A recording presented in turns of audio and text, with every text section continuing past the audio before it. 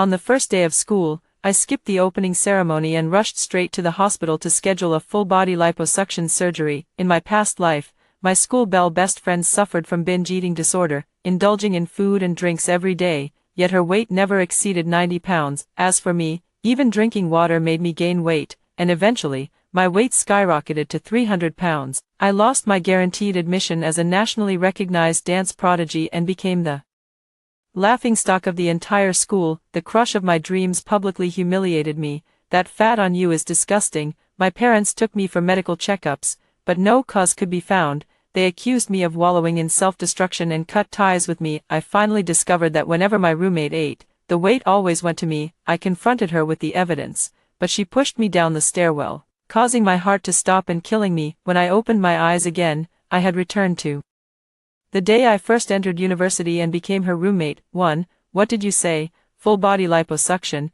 The doctor's pen clattered onto the desk with a sharp thud. He adjusted his glasses and looked at me as if I were insane. Classmate, you look perfectly proportioned. There's absolutely no need for this kind of surgery. I calmly looked at him and handed over my bank card. Doctor, I'm making an appointment. Money is not an issue.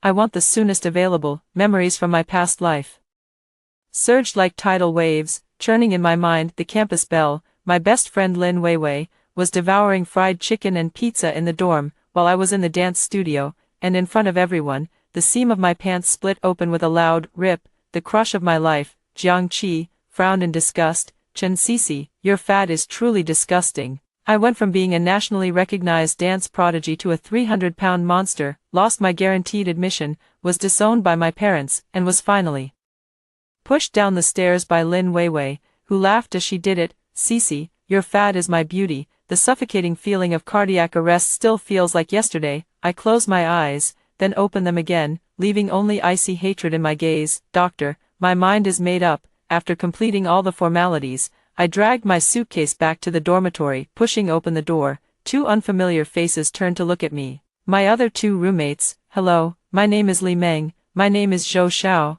I nodded as a greeting and walked straight to the empty bed. Just then, a sound of silvery laughter came from outside the door. I'm back. I brought you the most delicious cream cake. Lin Weiwei walked in. She was wearing a beautiful princess dress, with long hair reaching her waist and skin so fair it seemed to glow, looking as pretty as a doll, just like in her past life. The moment she entered, her gaze locked onto me with precision. Oh, you must be our last roommate, Chen Sisi, right? Hello, I'm Lin Weiwei. Smiling, she handed me the cake she was holding. Come, try this, the signature dish of this place, a calorie bomb, but so delicious it'll make you soar. A strange yet expectant light flickered in her eyes. In my past life, it was by accepting this very slice of cake that I plunged into the abyss. I looked at her, the corners of my lips curling into a frosty smile. No, thank you. I pushed her hand away. I'm on a diet. Lin Weiwei's smile froze for an instant. 2. Sisi, what's wrong? Don't you like me? Lin Weiwei's eyes instantly reddened as she looked at me with a hurt expression, as if I had committed some unforgivable sin. Our roommate Li Meng quickly stepped in to mediate. Sisi, Weiwei meant well. She waited in line for a long time just to buy this for you. Zhou Xiaoya also said, yeah, it's just a piece of cake. Don't be so ungracious. Lin Weiwei immediately took the opportunity to save face and handed the cake to them. It's fine, maybe Sisi just doesn't like sweets. You guys eat it, don't let it go to waste. As she spoke, she glanced at me out of the corner of her eye, her gaze filled with venom. I sneered inwardly. Sure enough, it's the same old green tea tactics. That evening, Lin Weiwei ordered a huge spread of takeout to mend dorm relations, spicy hot pot, barbecue, fried chicken, bubble tea, nearly covering the entire dorm table. My treat today, everyone, eat to your heart's content. She beamed with an especially bright smile. Li Meng and Zhou Xiao cheered, instantly filling the dorm room with the enticing aroma of food. I put on my headphones, staring blankly at my book, completely indifferent to everything happening around me. Lin Weiwei kept glancing at me while devouring her food. Sisi, are you really not going to eat? This tripe is absolutely delicious. These grilled wings are absolutely amazing. I ignored her, but gradually, a familiar yet terrifying sensation crept over me. Even though my stomach was completely empty, it began to swell uncontrollably. Breathing grew heavy, the jeans around my waist tightening as if an invisible hand were desperately stuffing things into my body. I suddenly stood up and rushed into the bathroom. In the mirror, my face visibly rounded out, the jawline beginning to blur. I lifted my shirt, my once flat stomach now slightly swollen. The curse has begun. Every time Lin Weiwei eats, it's always me who gains weight. In my past life, this was exactly how I watched myself transform from a promising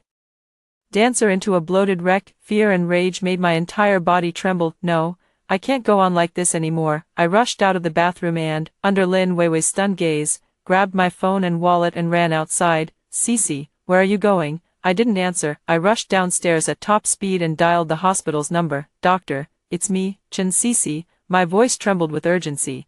I need the surgery immediately, right now. 3. Miss Chen, please calm down. The surgery needs to be scheduled. And you? I'll pay extra. I interrupted the doctor, my voice as cold as ice. I'll donate a building to your hospital, as long as you operate on me tonight. The other end of the phone fell silent. My family is well off. Both my parents are successful businesspeople. While donating a building might be an exaggeration, I can certainly afford a sponsorship fee of hundreds of thousands or even millions. In this second chance at life, money means nothing to me. All I want is to reclaim my life. An hour later, a black car stopped at the school gate. I got into the car and headed straight to the hospital. In the VIP ward, the hospital director and several chief physicians were already waiting for me. I signed one consent form and disclaimer after another. I have only one request. I looked at them. Extract every single gram of fat that can be removed from my body. Not a single gram left. As I was being wheeled into the operating room, my phone rang. It was Jiang Qi, the crush I had throughout high school. I answered the call but remained silent. His impatient and mocking voice came through the phone. Chen Cece, Lin Weiwei said you weren't feeling well and ran off alone. What kind of hard-to-get game are you playing now? Throwing a tantrum on the first day of school? Do you think that makes you special? I listened quietly, his words from my past life humiliating me in public still ringing in my ears. Your fat body is disgusting. Back then, my heart was shattered into pieces, and now, I just find it ridiculous. Jiang Qi, I spoke softly, my voice calm and steady. Do you know how a pig sounds? He froze. What? You'll find out soon enough. I hung up the phone and turned it off. The anesthetic slowly entered my body, and in the last moment of fading consciousness, I smiled. When I woke up again, my entire body was wrapped in bandages, like a mummy. The wounds burned with pain, but I felt an unprecedented sense of relief. I lay in the hospital bed, resting for a full week. A week later, I removed the bandages and stood in front of the mirror. The girl in the mirror had a slender figure, though still slightly swollen. The delicate collarbones and toned waistline were already clearly visible. I'm back. After completing the discharge procedures, I returned to school. When I pushed open the dormitory door, Lin Weiwei was sitting at the table with a family bucket in front of her. Seeing me, her eyes suddenly lit up, and she immediately grabbed a chicken leg. Taking a big, fierce bite, she looked at me triumphantly, waiting to see me swell and distort into a miserable state once again. 1 second, 2 seconds, 3 seconds, I stood still, motionless, with no changes to my body. Lin Weiwei's expression shifted from smugness to confusion. She quickly devoured another whole chicken leg. I still had no reaction. Suddenly, Lin Weiwei's expression changed. She let out a groan, clutched her stomach, and bent over in pain. Her beautiful white dress seemed to tighten a bit around the waist, for Lin Weiwei's face turned pale in an instant. She looked at me in disbelief, then lowered her gaze to her slightly protruding belly. How could this? She murmured to herself, her eyes filled with terror and confusion. I stood at the door, arms crossed, staring at her coldly. What's wrong, Weiwei? Did you eat too fast and get indigestion? My voice wasn't loud, but it struck her heart like a heavy hammer. Li Meng and Zhou Xiao also noticed something was wrong. Vivi, are you okay? Your face looks so pale. Lin Weiwei suddenly snapped back to reality, flusteredly covering her stomach with her hands, forcing out a smile that looked worse than crying. And no, nothing, maybe I just ate too quickly. She swiftly cleared the family bucket from the table. I'm feeling a bit unwell, I'm going to lie down for a while. She practically fled to her bed, pulling the curtains shut, completely isolating herself. The smile on my lips deepened. It seems my guess was correct. The atmosphere in the dormitory became extremely eerie over the next few days. Lin Weiwei stopped bringing any snacks or takeout back. She even started eating nothing but boiled vegetables for every meal, with portions smaller than mine. Yet her weight ballooned dramatically, changing noticeably day by day. First, her pretty oval face turned into a chubby round one, then her slender waist developed a swim ring, and even her once proud long legs thickened noticeably. All those beautiful princess dresses she used to wear no longer fit her now. Every morning, she would be the first to get up and spend a long time in the bathroom. I could clearly hear the muffled, heartbroken sobs coming from inside. As for me, it was the complete opposite. I go to the dance studio every day to practice, and my body feels lighter day by day, with my overall condition improving steadily. Joints that were once stiff due to obesity have regained their softness and strength. I've rediscovered the confidence and joy of dancing. That day, as soon as I stepped out of the dance studio, I ran straight into Jiang Qi. He saw me, a flash of admiration flickering in his eyes, but it was quickly replaced by his usual arrogance. Chen Sisi, what's been going on with you lately? Wei Wei says you've been bullying her, making her so upset she can't even eat. I looked at him and found it amusing. She can't eat, I retorted. Does she look like someone who can't eat to you? Jiang Qi frowned and followed my gaze. Not far away, Lin Weiwei was walking out of the cafeteria. She wore a loose tracksuit, trying to hide her weight gain, but still looked quite bulky. Jiang Qi's expression instantly became very interesting. He opened his mouth as if to say something, but in the end, he could only stare at Lin Weiwei's retreating figure in disbelief. At that moment, Lin Weiwei also saw us. Her body stiffened, her eyes darting away as she instinctively tried to avoid us, but it was already too late. I smiled and waved at her. Weiwei, what a coincidence. Lin Weiwei's face instantly turned as red as liver, looking at my radiant self, then at the shocked Jiang Qi beside her. The jealousy and resentment in her eyes nearly overflowed. She couldn't hold it in any longer. Lin Weiwei quickly rushed up to me, lowered her voice, and hissed through clenched teeth, Chen Sisi, what on earth have you done to me? 5. What did I do?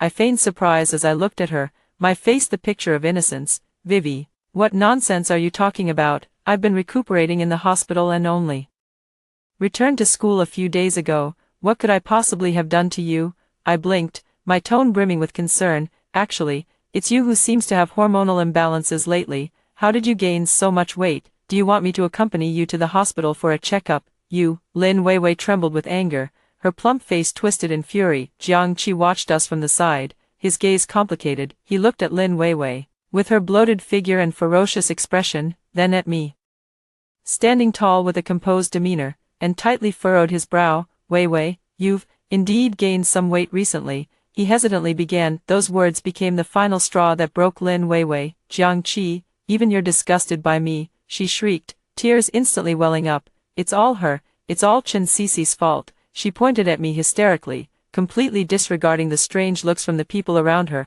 I sighed and shook my head. Vivi, I know you've been under a lot of stress lately, but you can't just talk nonsense. I grabbed Jiang Qi's arm and pulled him back a little. Let's go first, don't provoke her any further. Jiang Qi, pulled by me, followed along as if in a trance. Even after walking far away, we could still hear Lin Weiwei's heartbroken cries behind us. Jiang Qi, come back, let me explain. Jiang Qi's face was grim. She wasn't like this before. He muttered, people change. I replied flatly. From that day on, Lin Weiwei became the laughingstock of the entire school. The former campus belle had turned into an overweight binge eater with a distorted figure, and was suspected of having mental issues. Meanwhile, I quickly stood out among the freshmen after regaining my figure and showcasing exceptional dancing skills. For the school's welcome party, I was chosen as the lead dancer for the opening performance. When the news spread, Lin Weiwei smashed all her cosmetics in the dormitory. Why, that position should have been mine. She glared at me with reddened eyes. Chen Sisi, don't get too cocky, I won't let you off easy. Ignoring her, I headed straight to the dance studio. I know she won't let this go easily. On the day of the welcome party, I finished my makeup, put on a beautiful performance outfit, and made final preparations backstage. 10 minutes before the show started, a staff member handed me a bottle of water. Student Chen, have some water to moisten your throat. I smiled as I took it and said thank you. The moment I unscrewed the bottle cap, I caught a faint, peculiar sweetness in the air. I paused mid-motion, looked up, and met Lin Weiwei's sinister gaze from not far away. Standing beside her was Jiang Qi, both of them watching me with malicious grins on their faces. I sneered inwardly and took a casual sip of water from the bottle. Then, right in front of them, I poured the remaining water into the potted plant beside me. Lin Weiwei's face instantly changed color. I raised the empty bottle toward her, shook it, and then tossed it into the trash can. My lips silently formed the words to her, you lost. 6. Lin Weiwei's face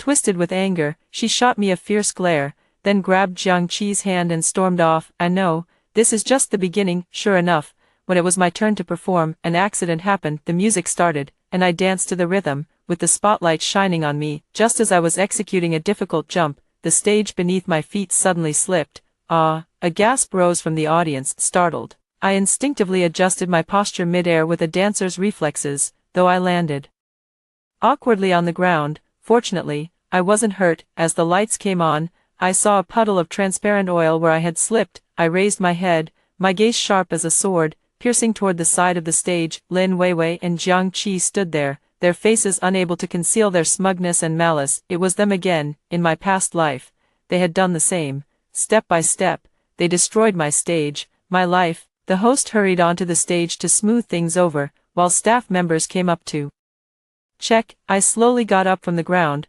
brushing off the dust from my clothes. Just as everyone thought I would leave the stage in tears, I walked to the center instead, facing the microphone. I spoke calmly. Sorry, there was a little accident. My gaze swept across the audience and finally landed on Lin Weiwei and Jiang Qi. Some people, even when they're standing in the gutter themselves, can't bear to see others in the spotlight. They'll use every despicable means to drag others down into the mud with them, but a true dancer will never be easily defeated. I took a deep breath and said to the sound engineer, "Teacher, please, start the music again." The entire venue fell silent. A few seconds later, thunderous applause filled the entire auditorium. The music started again. I took off my oil-stained dance shoes and danced barefoot on the stage once more, freed from the constraints of shoes. My movements became more fluid and powerful. Every spin, every leap of mine carries the unyielding fury and the flame of rebirth. It was a dance brimming with vitality. I saw the audience below, moving from astonishment to awe,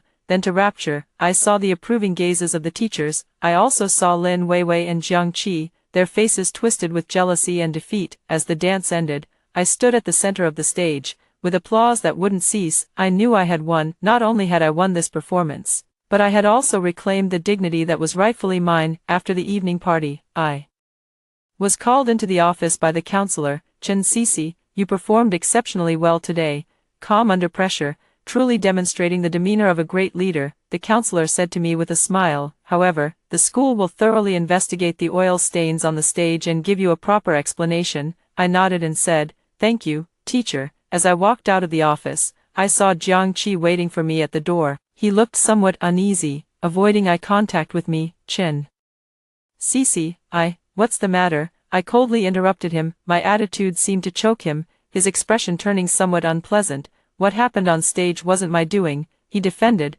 "It was Lin Weiwei. She did it herself. I couldn't stop her." His desperate attempt to distance himself was both laughable and pitiful. "Oh," I raised an eyebrow, "so that bottle of water laced with laxatives backstage wasn't handed by you either." Jiang Qi's face instantly turned pale. "How did you know?" "Not only do I know about the laxatives in the water," I stepped closer to him, staring into his eyes, "I also know exactly what you're trying to pull. You want me to make a fool of myself on stage, to embarrass myself in front of the whole school by soiling my pants. Is that it?" My voice was soft, yet it cut like a knife, each word carving into his heart. Jiang Qi's body began to tremble, cold sweat beading on his forehead. I didn't, you're just an accomplice." I finished the rest for him, "A coward who hurts the old love to please the new one. Jiang Qi, you disgust me." 7. Jiang Qi was scolded by me until his face turned red, unable to utter a single word. The look in his eyes as he stared at me was filled with shame, anger, and something even he hadn't noticed, regret. I couldn't be bothered to spare him another glance and turned to leave. Back at the dorm, Lin Weiwei was already there. As soon as she saw me, she spoke in a sarcastic tone. "Oh, look who's back,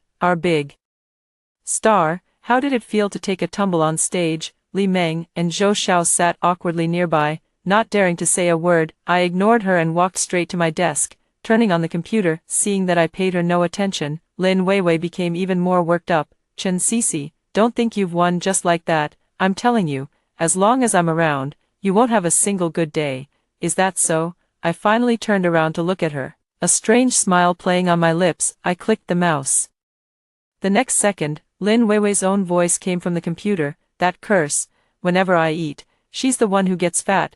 Why does she get to have everything from birth, money, talent, while I can only be her sidekick? I want to ruin her, I want to take everything from her." This was recorded by the voice recorder I had hidden in the dorm earlier. Lin Weiwei's voice echoed in the small dorm room, crystal clear. Her expression shifted from arrogance to shock, then to a deathly pallor. Li Meng and Zhou Xiao were also stunned, their mouths agape as they stared at Lin Weiwei in disbelief.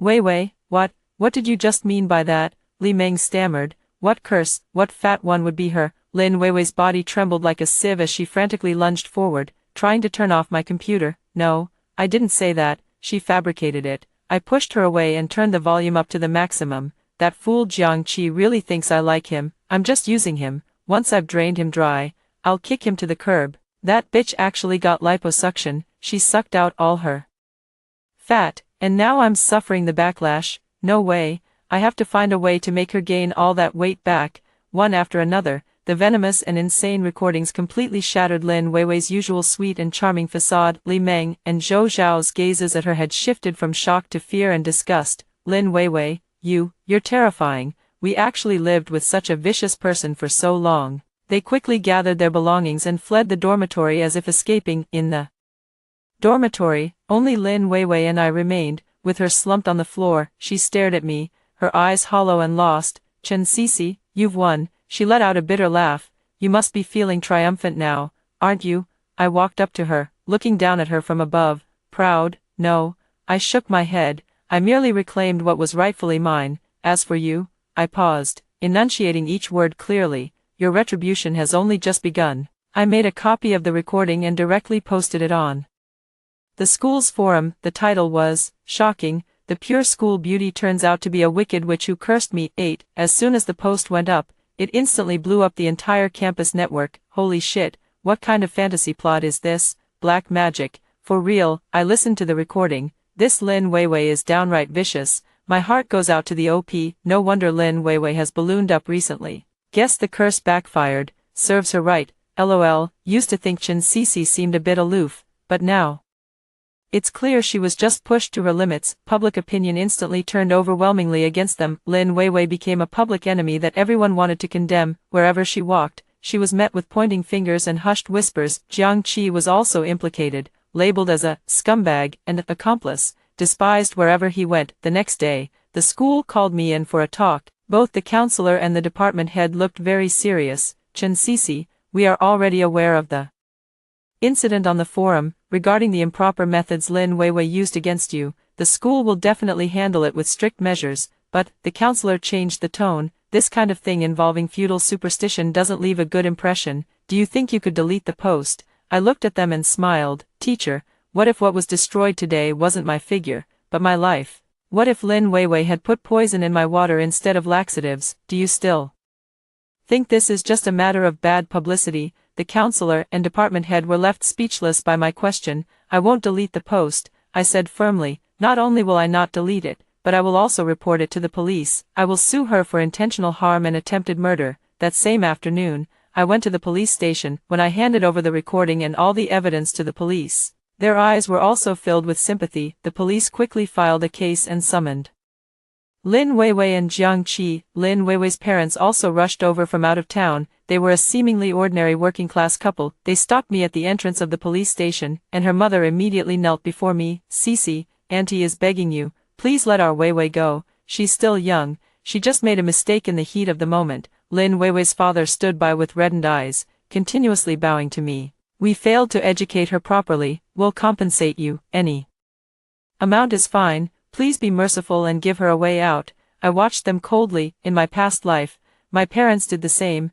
abandoning me for the sake of their so-called reputation, and now, Lin Weiwei's parents are willing to abandon all their dignity for their daughter. How ironic. Auntie, when she pushed me down the stairs and wanted me dead, why didn't you think she was too young? When she ruined my life with curses, why didn't you think she was confused? I shook off her hand, my voice devoid of any warmth. Begging me now? Too late. Your daughter will pay the price in prison for everything she's done. With that, I turned away and walked straight into the police station. 9. At the police station, Lin Weiwei and Jiang Qi were separated and interrogated in different rooms. As the victim, I waited in another room. Before long, a female officer entered. She appeared to be around 30 years old, with a capable demeanor and sharp eyes. Hello, Chen Sisi, my name is Qin Lu, and I'm in charge of this case. She sat down across from me and opened her notebook. We've listened to your recording and conducted a preliminary interrogation of Lin Weiwei. She said the curse she used was purchased from someone called Spirit Granny, Spirit Medium. I frowned.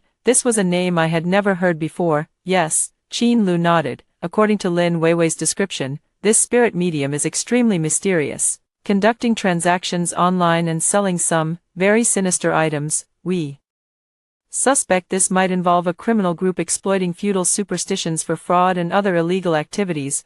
My heart sank. I originally thought that all of this was just Lin Weiwei's jealousy and malice. Little did I know, it would lead to even more complicated matters behind the scenes. Lin Weiwei said it was Jiang Qi who introduced her to this spirit medium. Qin Lu continued, Jiang Qi?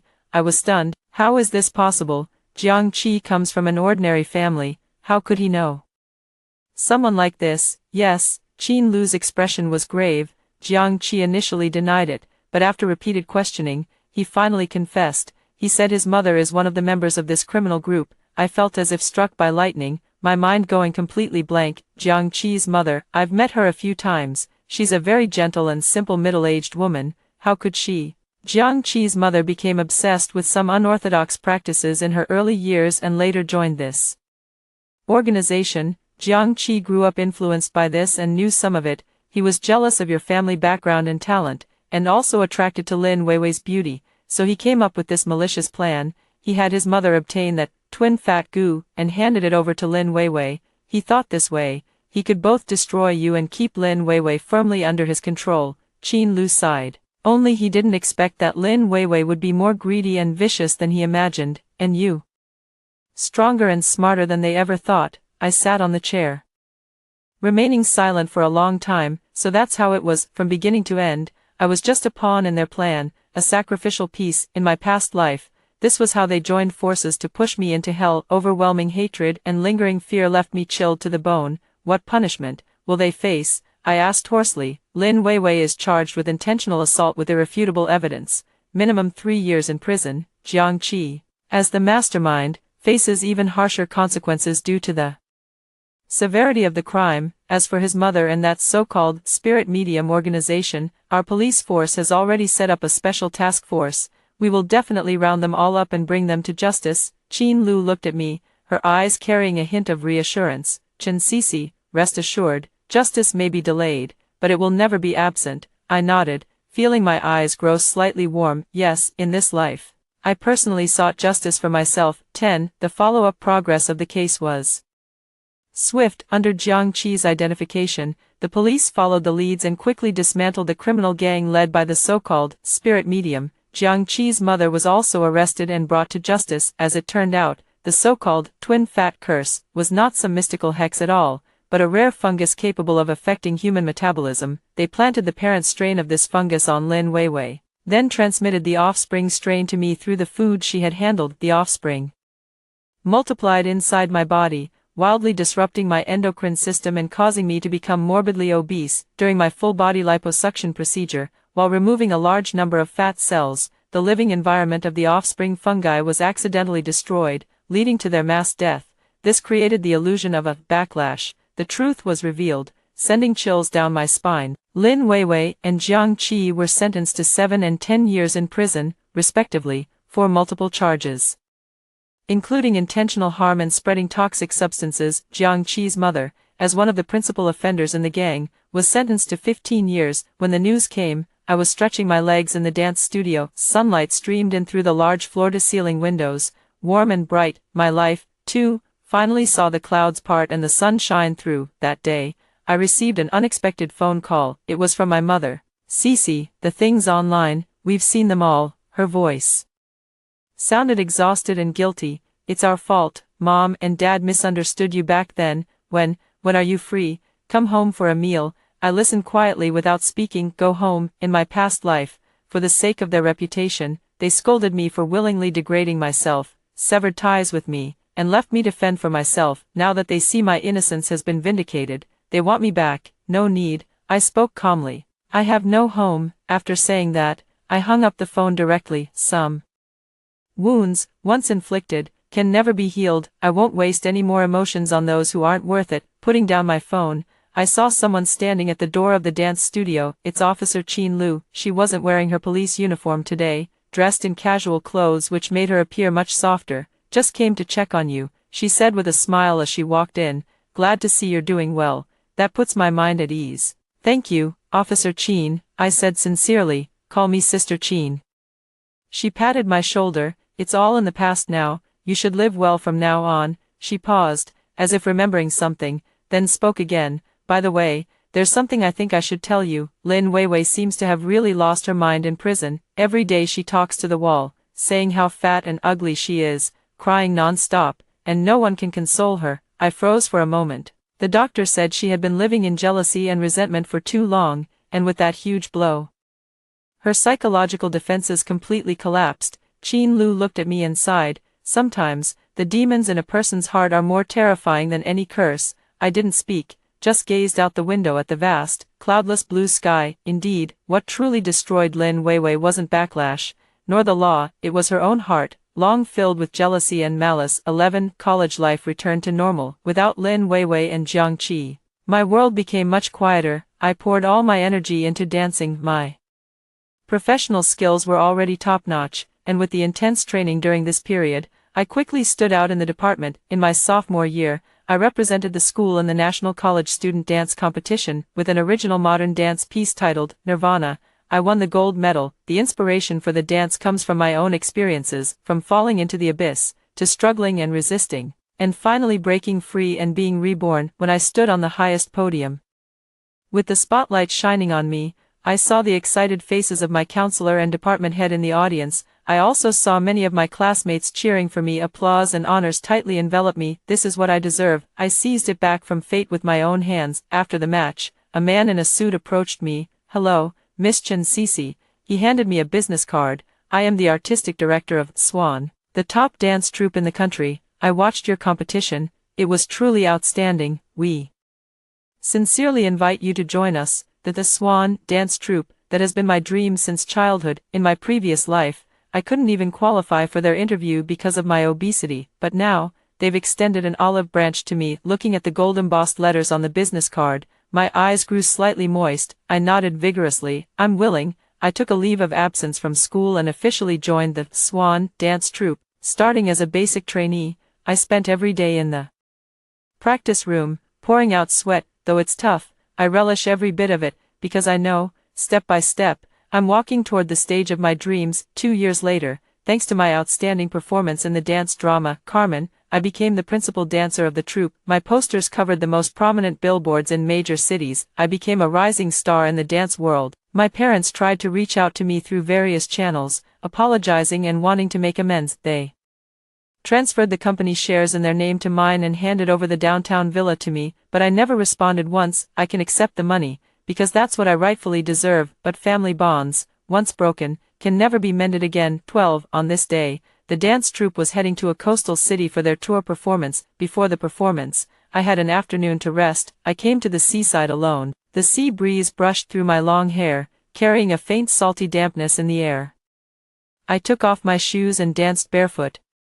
Slowly, on the soft sandy beach. No music, no audience. In my world, there's only the sound of the waves and the free wind. My body is so light, my soul is so free. I dance, I laugh, I spin, as if trying to leave all the past behind. In an inadvertent glance back, I saw several caregivers pushing a woman in a wheelchair out of the nursing home entrance not far away, to bask in the sun. The woman was wearing oversized hospital clothes, her figure still bloated, her gaze vacant, drool dripping from the corner of her mouth, and she was mumbling something under her breath. It was Lin Weiwei. Her mental condition continued to deteriorate, so her family transferred her from prison to here. Our gazes briefly met in the air. There was no ripple in her eyes, like a stagnant pool of water. She no longer recognized me. I averted my gaze, without pausing, and continued my dance. Her life had long since rotted away in endless regret and madness, but my life had only just begun. The setting sun stretched my shadow long and longer. I am like a butterfly that has broken free from all restraints, dancing a grand and free solo that belongs only to me in the golden light. After hearing the first story above, what are your thoughts? Feel free to share your opinions in the comments section. Next, there is another similar story. Let's continue to see. I am famously known in the entertainment industry as a doting older brother, yet On a family reality show, my twin sister exposed my true colors. I refused to eat the food she picked for me and wouldn't drink the water she offered. After the show ended, I was criticized on social media and gradually faded from the spotlight, but no one knew. I am dead. My own sister disfigured my face and threw me into the sea, where I drowned to death. I was reborn on the day of the show's recording, in front of everyone. I ate the shrimp my sister had placed in my bowl, then fell to the ground and could not get up. My dear sister, it's your turn this time. The seawater was icy cold, and the intense pain still lingered. Opening my eyes, I was reborn back to the day of the program recording. Knock, knock, knock. The door was knocked, just like in my previous life.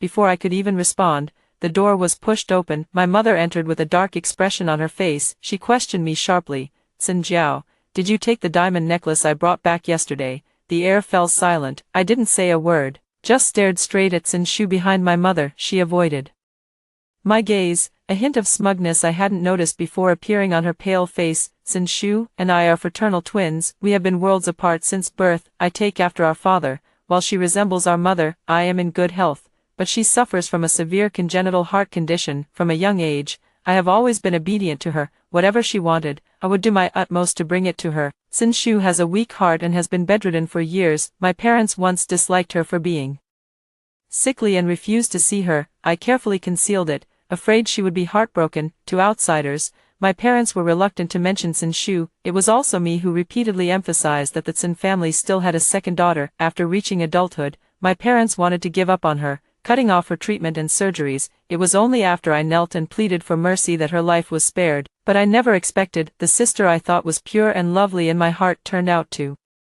be a demon in human skin. At first, when I was kidnapped, Xin Shu never showed up. It's just that the person who called her kept tormenting me. Sulfuric acid was splashed on my face to disfigure me, and my tendons in my hands and feet were severed to prevent escape. It wasn't until I was on the brink of death that she finally appeared. I struggled to ask her why she had done this to me. Xin Shu's eyes were filled with madness. Sister, when you stole the love that Mom and Dad had for me, didn't you feel even a hint of guilt? At that moment, I felt it clearly. Xin Shu hated me. Seeing that I no longer struggled, she found it boring and had someone throw me into the sea. The icy seawater was bone-chilling. My heart filled with hatred, but I could only close my eyes and let myself be buried at the bottom of the sea, given a second chance at life. Fortunately, everything is still in time. I tried hard to rein in my emotions. I looked at my mother, whose face showed a hint of anger. Today was the day the crew from the show, our family, came to our home for a live broadcast. Early in the morning,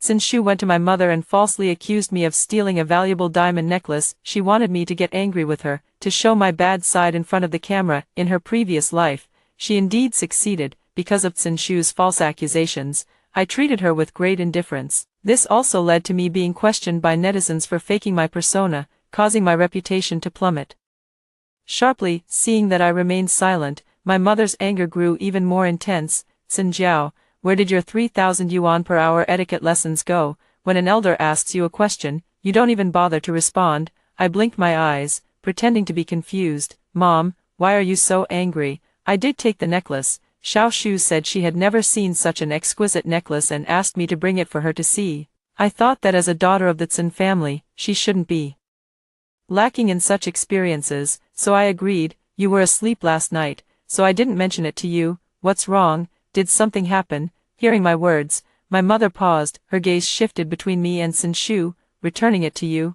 I rubbed my eyes, stood up, took the necklace from the drawer, and handed it to my mother. Xin Shu was stunned, her already pale face showing astonishment. The necklace was something she had secretly placed there last night while I was sound asleep. She had planned to produce the necklace after I denied it, to pin me down firmly, but she never expected that I would beat her to it. Mother frowned slightly, glared at Xin Shu, then turned to me with a smile. Sorry, Jiao Jiao, Mom misunderstood you. This necklace was bought as a gift. If it were lost, I wouldn't be able to explain it to your father. I replied obediently. It's fine. Mother patted my head and, before leaving, sternly called for Xin Shu, whose eyes were filled with envy. Disaster was imminent, and Xin Shu grew anxious. She kept giving me desperate looks, pleading for help, yet I turned a blind smiling as I watched her leave, listening with great interest to the scolding that came from next door. Xin Shu is determined to get rid of me, but she forgot that in this family, I am the only one who loves her. 3 years ago,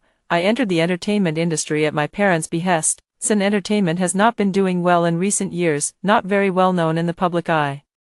Since childhood, I have been constantly taking talent classes.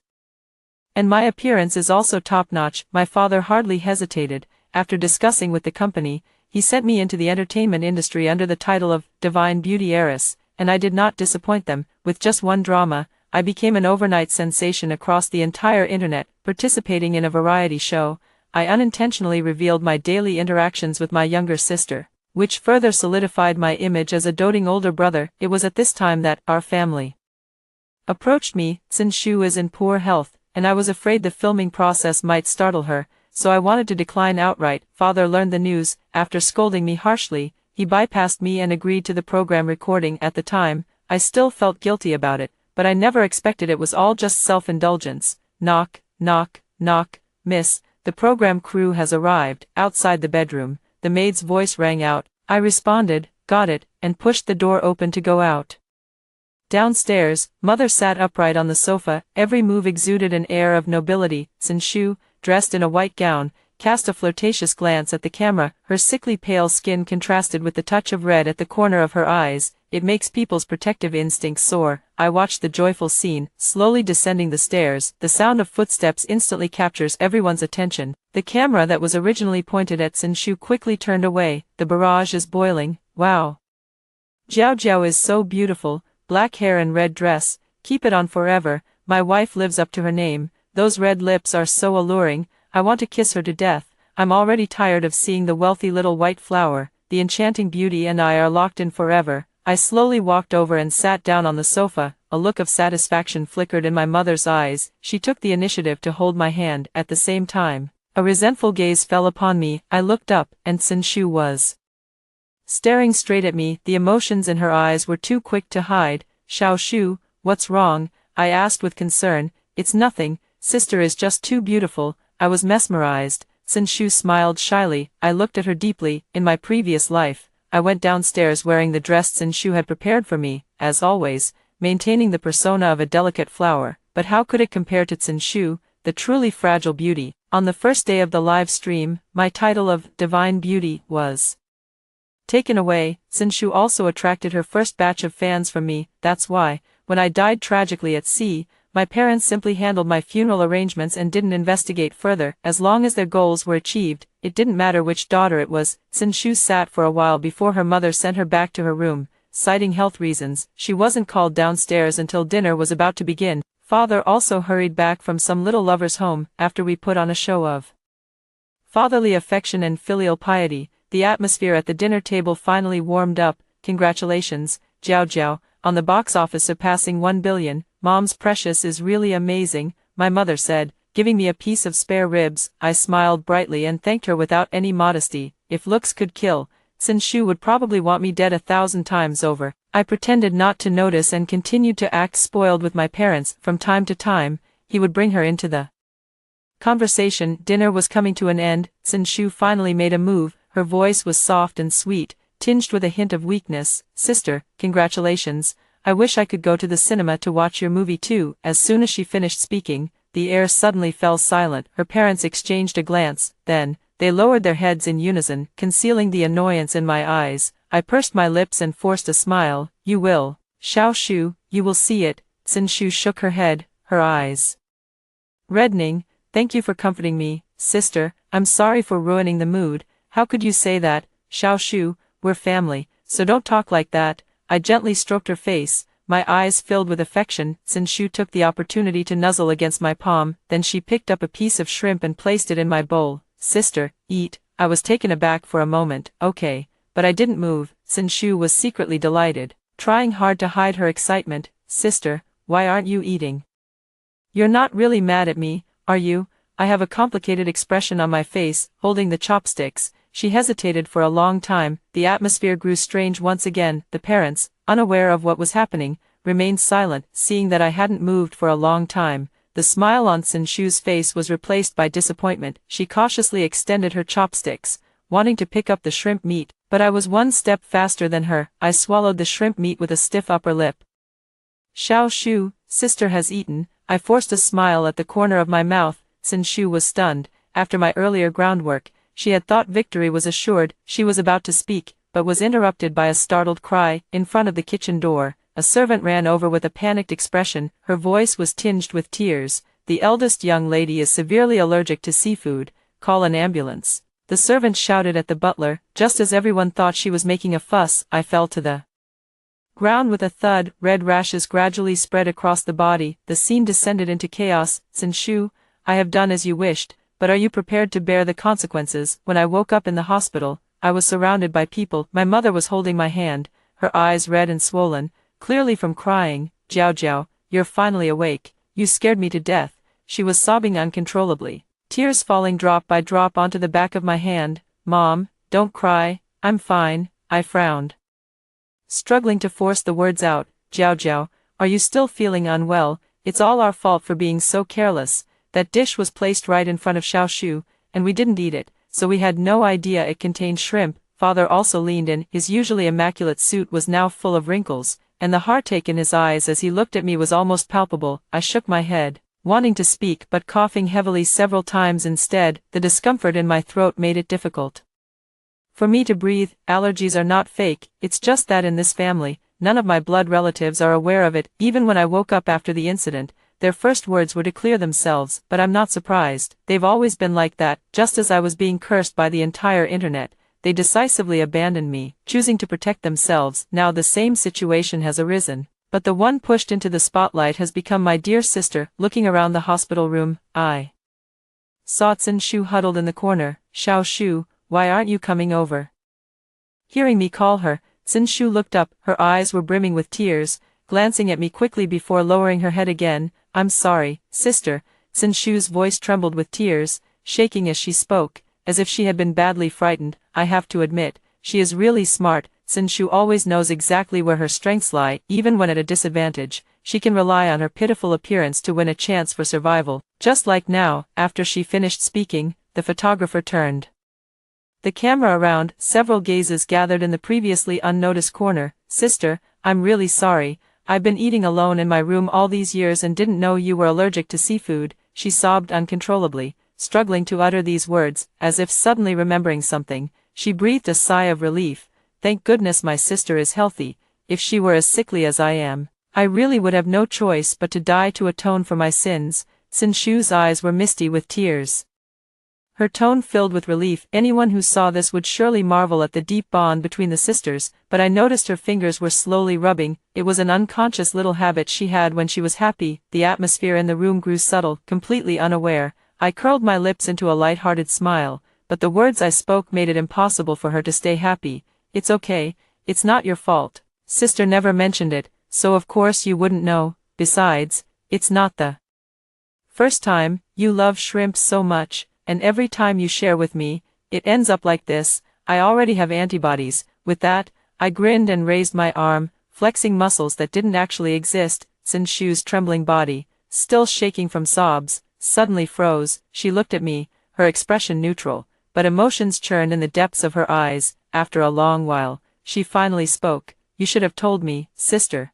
I shook my head with a smile and said nothing more. Sinshu attempted to manipulate public opinion, shattering the sister-loving persona I had never actively cultivated, and destroying my career. Yet I am determined to carve out a bright path for myself, making her reap what she has sown. No one knows better than I do how to be a good older sister. After a day of observation in the hospital, the doctor repeatedly emphasized upon my discharge that I must strictly avoid any further contact with allergens. The parents quickly agreed. The doctor scolded me a few more times. The familiarity in his words once again confirmed that I was a regular visitor. Back at home, I immediately opened my phone. The top 3 trending searches were all about me. Hashtag Xinjiao allergic reaction, hashtag our family live broadcast accident, hashtag is Xinjiao's family genuinely concerned about her. Clicking into the final entry, the comments section is filled with heated discussions. Honestly, what true affection can you expect from wealthy families? I don't think there's a single decent person in this family. My dear Jiao is so warm-hearted. She explains so much just to keep her sister from feeling guilty. I'm allergic to apples, but taking a bite won't cause any serious harm. Yet, my family always makes a big fuss about it. In comparison, what kind of people the Tsin family are is quite clear, isn't it? That's going too far. The Tsin parents are just a bit careless, and their daughter, who has a heart condition, rarely even leaves her bedroom, your hostility is really over. The sister's heart condition isn't caused by Jiao Jiao, but Jiao Jiao's allergy is indeed because of the sister. Didn't you hear the doctor say that eating even a little more could be life-threatening? Netizens were arguing fiercely. Turning off my phone, I gazed through the window at the starry sky. Only at this moment do I truly feel it. The curses that lingered in my ears until the moment of death have vanished like smoke. I slept soundly through the night, without a single dream, until a commotion came. I opened my eyes. Outside the bedroom, a photographer was already waiting. I politely greeted them and hurried downstairs, but just as I took a step, I suddenly paused. In my previous life, I was criticized on social media for refusing to eat the shrimp that Xin Shu picked up for me. The entire internet was condemning the disharmony within the Xin family. My father, in front of the camera, shifted all the blame onto me. He used the most vicious language to berate me mercilessly, and now, I am still upstairs. Who is being scolded again? Father's roar grows more intense. With each step I take, the sound becomes clearer. Dad, what's wrong? I walked over to my father's side. Upon seeing the person he was arguing with, my expression froze for a moment before returning to normal. Father snorted coldly. You'll have to ask what madness has possessed the young Master Lin, coming to my Xin family to cause trouble so early in the morning. I followed their gaze. In J City, the only family that could rival the Xin family was the Lin family. Of course, it's not about strength, but about shamelessness. The Xin family has sinister intentions, relying on their daughter to make a living. The Lin family uses dirty tactics, selling their son to make a fortune. The person arguing with my father right now is none other than the youngest son of the Lin family, Lin Zhouting. He is also Xin Shu's accomplice. She kills, he paves the way, and the two of them work together seamlessly. My gaze drifted downward, finally settling on their intertwined hands. To an outsider, this scene might look like a couple caught eloping. Hearing his father's words, Lin Zhouting showed no sign of backing down. Me, going crazy? What kind of madness am I showing? If all you see is Xin Jiao, then what's wrong with me taking Xiao Shu away? After saying this, he glared at his father and prepared to leave with the person. Xin Shu looked back with every step, her eyes brimming with tears. She mouthed to me, "Sister, save me." I blinked and quickly called out to stop her. "Wait, spit it out." Lin Zhouting shot me a glare, full of disgust. "Remain polite, Mr. Lin, let go of the person. Xiao Shu has a heart condition and can't handle your rough treatment." Lin Zhouting laughed. "What are you pretending for? If it weren't for your hypocritical kindness towards Xiao Shu, while actually maliciously provoking her, Xiao Shu wouldn't have been sick for so many years." He glared at me with a righteous air. A basin of dirty water was poured over my head from the start, and I couldn't help but turn cold-faced. "Did you see me being unkind to Xiao Shu, or do you have any evidence? If not, spreading rumors is illegal, and I will file a lawsuit against the Lin Group in the name of Xin Entertainment." My voice grew colder as I stepped closer to him. "We are about the same age. If I can represent the Xin family, I imagine you are not far off either." Hearing my words, Lin Zhouting's expression instantly changed. The Lin family's relationships are intricate and complex.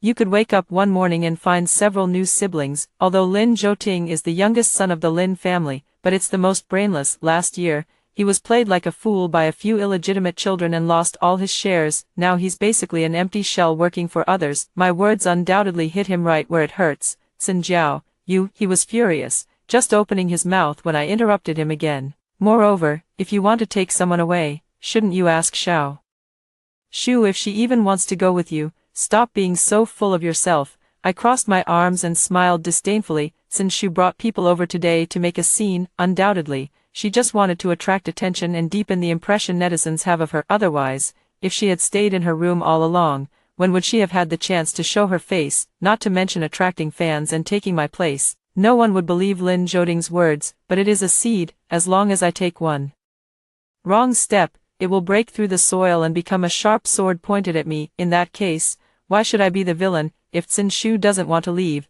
then she should speak up and refuse herself." Lin Zhouting turned his head, his eyes lighting up as he looked at Xin Shu. "Xiao Shu, tell her, do you want to come with me?" The air grew quiet. Xin Shu lowered her head. From my angle, I could just catch a glimpse of her fierce expression, tinged with hatred. After a long while, she spoke softly. "No." Lin Zhou was stunned. Xin Shu repeated once more, "No, I won't go with you." Taking advantage of the chance to speak, Xin Shu turned her back to the camera and subtly blinked. Lin Zhouting understood. Clenching his fist tightly, I stood by, letting out a mocking laugh, unable to save face. He snorted coldly and stormed off in anger. The farce came to an end. The father was trembling with anger, sitting down and unable to help muttering to himself, where on earth did this kid hear such rumors? Coming here to cause a scene early in the morning, it really ruins the appetite. The mother, concerned, gently patted his back to soothe him. Hearing this, the corner of my mouth curved upward, as if I were talking to myself, going crazy. It looks more like he's here to back someone up. If he didn't have confidence, how could he have the nerve to put on such a show of grievance and injustice? As the words fell, the gazes of everyone present converged in one direction. Sin Shu stood frozen in place, her expression stiff and at a loss. I curled my lips into a smile. My dear sister, are you sweating from nervousness? Xiao Shu, what on earth is going on? Do you even know that crazy kid or not? Father slammed the table. Sin Shu was startled. Dad? She hesitated, unsure how to respond for a moment, in front of the camera, admitting it would surely invite gossip, but if you don't admit it, it just doesn't make sense. After all, a normal girl wouldn't have remained silent like she did just now when a stranger grabbed her hand. After a long while, Sin Shu's voice trembled. I'm sorry, I didn't expect him to turn out like this. I swear, I never said anything bad about you. Her tone was resolute. Her parents looked at her with cold faces, their eyes devoid of any trust. She looked at me again. Sister, please believe me. Sin Shu did not reveal where she first met Lin Zhouting, just feebly making excuses. Her tear-filled eyes looked at me with a plea. His face was as pale as a sheet of paper. I was about to speak, but she collapsed straight to the ground. The scene instantly erupted into chaos. Xiao Shu, I frowned in surprise and quickly ran forward. Sin Shu was clutching her chest in pain, her lips turning purple. Her forehead was covered in blood, likely from hitting the edge of the sofa when she fell. Sister, please believe me. In a short time, Sin Shu's voice grew weak and feeble. I quickly fetched the emergency medicine and fed it to her, then nodded. I believe you, sister. Hearing my reply, Sin Shu smiled, rested for a moment, and then returned to her room with my support. Watch her lie down. Our group retreated. I was walking at the back, just about to close the door. Sin Shu suddenly spoke. Her voice was very soft, and she looked straight at me. Sister, you've changed a lot lately. The motion of closing the door paused. Through the gap, Sin Shu and I locked eyes. She lifted the corner of her lips, smiling innocently. Is that so? I replied softly. People always change, but don't worry, no matter how much I change, you will always be my sister. Sin Shu was slightly stunned, a flicker of hatred appearing in her eyes as she whispered softly, Sister is so kind. I smiled and said nothing more. Sin Shu had long gone mad. Day after day, she yearned for love, waited for love, and in the end, turned love into an obsession buried deep in her heart. Yet, how could she not know her parents' true nature? It was nothing more than self-deception. Closing the door, I turned and headed downstairs, performing the daily life of a wealthy family with parents, putting on a forced smile. The live stream room had already heated up and boiled over when Lin Zhouting left. The barrage was filled with a variety of opinions, each making their own case. I've truly lived long enough to see this. The Lin family is directly avoiding trouble. If the CEO is this foolish, their products can't be much better either. My sister is so strange. Since she knows her, why doesn't she say a word? If she had explained clearly from the beginning, things wouldn't have gotten so ugly. Jiao Jiao is so cool. Protecting her sister so fiercely is really enviable. If I had a sister like that, I would definitely stick to her every day. I don't think my sister intentionally avoided explaining. She might have been scared, feeling unwell with her heart, and just kept holding it in. Sisters, I have a feeling something else is going to happen. I'm going to stay in the live stream. Night fell. I received a call from my agent, Sister Wang. Hearing her familiar loud voice, I couldn't help but tear up. In my previous life, when I was kidnapped, my parents did nothing, and only Sister Wang persistently searched for me. Upon learning about this, Sin Shu became interested again, deliberately releasing information about me to lure Sister Wang to go, but what awaited her was being stripped naked, having nude photos taken, beaten severely, and then thrown onto a chaotic nightlife street. Seeing that I didn't speak, Sister Wang snorted coldly. When you need me, you call me Sister Wang. When you don't, you call me Wang Yu. Xin Jiao, are you even human? I got scolded, and I'm happy. I stopped crying and smiled, acting coquettishly with her. Sister Wang, don't be angry. I was blind. Half a month ago, Sister Wang reminded me that Sin Shu wasn't as innocent as she seemed. I thought she was deliberately provoking me. so I had a big argument with her and said many hurtful things. I won't bother with you. I'll make time tomorrow. I've already contacted Lin Xuezhu. My eyes immediately lit up. All right, see you tomorrow then. After hanging up the phone, I was wide awake. Lin Zhouting's appearance served as a wake-up call for me. If I don't get rid of him, Zinshu will eventually make a comeback. In the afternoon, I sent a message to Sister Wang, let her contact Lin Xuezhu on my behalf. If Zinshu can find help, naturally, I can too. When it comes to the two most famous people in the Lin family, one is the foolish Lin Zhouting, and the other is undoubtedly the formidable Lin Xuezhu. Although she is an illegitimate daughter, her abilities are exceptional. As the eldest sister, she joined the Lin group in her teens and has many supporters on the board. However, because she is not favored by her father, she remains a vice president to this day. Although Lin Zhouting appears to be an empty shell on the surface, he has the backing of his father behind the scenes. Otherwise, with his arrogant way of doing things, he would have been ordered to step down long ago. Lin Xuezhu agreed to cooperate with me. It might not be a bad idea to help myself find a way out. Get in the car. At the entrance of the Zin family villa, Sister Wang executed a stylish drift and came to a sharp stop. I got up this morning and asked the program team for leave. The reason given was that the project I was going out to shoot required confidentiality. The program team thought I had landed a major production script and readily let me go. The restaurant was booked by Lin Xuezhu. It offered excellent privacy. When I pushed the door open, someone was already waiting at the table. She got straight to the point. Miss Zin, I never thought the day would come when you'd seek to collaborate with me. I raised an eyebrow. What do you mean by that? Lin Xuezhu smiled. Everyone in J City knows that the eldest daughter of the Zin family loves her sister as if she were her own life, she said, pushing a document over. Since it's a collaboration, I'll show my sincerity first. I picked up the document, glanced through it, and couldn't help but be surprised. Inside were all the recent movements of Zinshu and Lin Zhouting. In just one night, to have investigated all this is enough to show Lin Xuezhu's capability. I raised my tea in place of wine. To President Lin, Lin Xuezhu raised her cup. No need to be so formal. But I would also like to ask Miss Zin to give me a straight answer. How confident are you? I looked at her, curling my lips, and spoke word by word, until death do us part. Since her heart attack, Zinshu has become much more subdued. She stays in her room all day, not even stepping out the door. But today was an exception. I went downstairs to have breakfast on my own initiative. I felt suspicious, until my mother revealed at the dinner table that she would attend a charity banquet tomorrow night. Only then did I realize. It seems she came for this matter, just as I expected. As soon as mother finished speaking, Zinshu began to ask, Mom, can I go too? The machine was filming, and the mother's expression changed slightly. You're not in good health, so it's better not to go. If something happens at the banquet, how could I go on living? The mother touched her head, her words filled with affection for her daughter. Zinshu was momentarily stunned, then her eyes instantly reddened. She pursed her lips and lowered her head in disappointment. Mom, I'll take care of myself. Zinshu refused to relent. Her mother grew increasingly impatient, but there was nothing she could do. Then let's go together. Upon hearing this, Zinshu immediately became happy. She pulled her mother's arm and acted coquettishly. I watched from the side, lost in thought, going to great lengths for an unimportant dinner party, even going so far as to confront her mother in public. What exactly is Zinshu trying to do? My confusion didn't last long. The dinner was about to begin, and our family arrived fashionably late. Mr.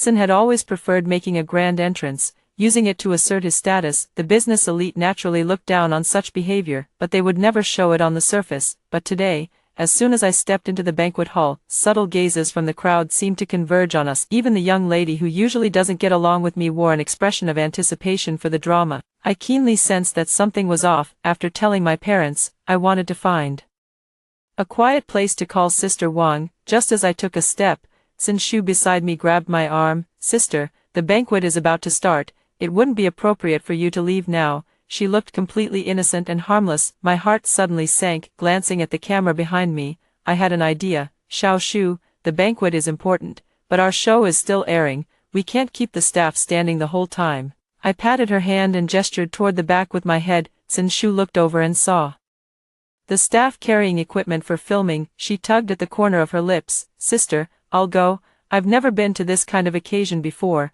and I don't know many people, unlike you, who handles major banquets with ease. You can stay by Mom and Dad's side and still have something to say.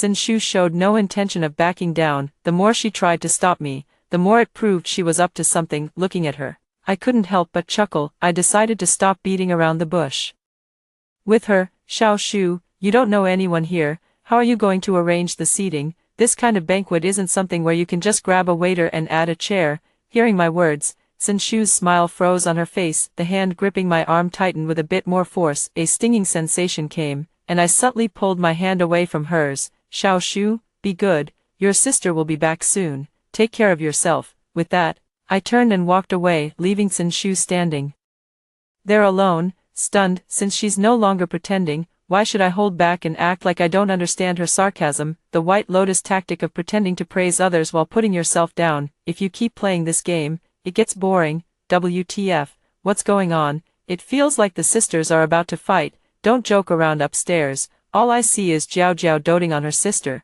Oh my god, go check Weibo. Xin Jiao's messy private life has been exposed. Her reputation is ruined.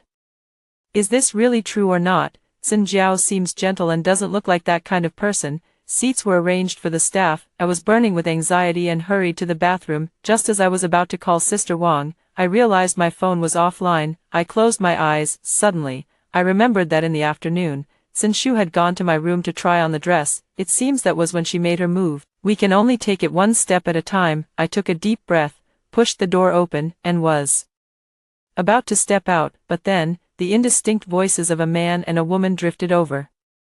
Gold, medicine, benefits, 500,000. The conversation continues. I lower my gaze and glance at the golden gown I'm wearing. Then, I carefully take off my high heels. Quietly, I walk to the bathroom door. Outside was a long corridor with no cover. I stealthily peeked out. I only saw a hand, passing a small medicine bottle to the waitress. The man hurried away. I put on my shoes, and the sound of my heels tapping against the floor was especially noticeable in the empty hallway. The waitress seemed visibly flustered when she saw me. Miss Mistson, I raised an eyebrow. Do you know me? She stumbled over her words, extremely nervous. I'm a fan of Mistson. I was so angry I laughed, about to expose her, but someone beat me to it. Coincidentally, me too. Then tell me, what is Mistson's support color? Following the voice, Lin Xuezhu was seen wearing a red halter dress, leaning lazily against the wall. She looked so carefree and casual, not at all like someone approaching 30. The waitress was drenched in sweat, purple. Lin Xuezhu clicked her tongue in annoyance. That's wrong, it's gold. As soon as she finished speaking, the waitress realized she had been exposed and tried to run away. I reacted quickly, grabbing her by the hair, dragging her into the restroom. In the cramped cubicle, Lin Xuezhu and I stood, while the waitress was pressed by me to sit on the toilet. The scene looked strange no matter how you viewed it. Lin Xuezhu retrieved the medicine bottle from her.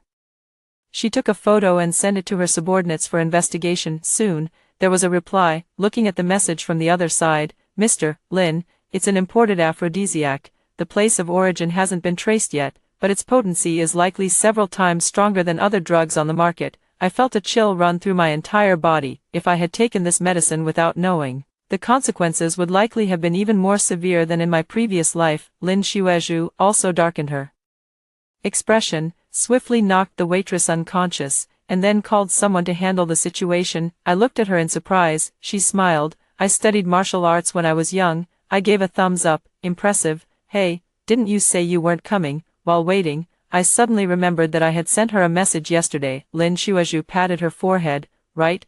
I almost forgot. Now the internet is in an uproar. Someone claiming to be an insider has exposed that you've been selling yourself to the Tsin family to secure projects, and they've posted quite a few revealing photos of you, slamming you for having a chaotic personal life. I couldn't get in touch with you, so I called your agent and came here to give you a heads up. At this point, she couldn't help but curse. The methods are so dirty. The photo is obviously photoshopped, and there are still fools who believe it. I sneered, curling my lips. What does it matter if it's photoshopped? If this succeeds, even if they point to a promiscuous sow and say it's me, no one will question it. That's just how the online climate is. One person says it, and 10,000 people repeat it. Looking through the same telescope, if you see a monkey while others see a sheep, then what you see is a sheep. But what about the truth? In reality, everyone sees a monkey. Lin Xuezhu paused. How despicable, she said again. I had just entered the banquet hall and hadn't found you yet when I saw Lin Zhouting Dressed in a waiter's uniform, acting suspiciously, I followed him and saw what just happened. I really underestimated my younger brother. He actually managed to evade my surveillance. Lin Shuaju's tone carried a hint of apology. I straightened my skirt. Indeed, I could hide from your spies, but not from you. President Lin truly has an eagle eye, I teased softly, and Lin Shuaju laughed, playfully reaching out to hit me. All right, time to get down to business. I leaned close to Lin Shuaju's ear, whispered a few words, then we went our separate ways. Looking at the medicine bottle in hand, I curled my lips into a smile. Such a wonderful thing, using it on me would be such a waste. By the time I returned to my seat, the host's speech had already ended. Sin Shu's eyes were filled with suspicion. Sis, why did it take you so long to come back? Where did you go? I pinched her cheek. I ran into an old friend, and she insisted on chatting with me for a bit. What's wrong? Were you getting impatient? Sin Shu pouted. It's uncomfortable for me to be alone after you leave.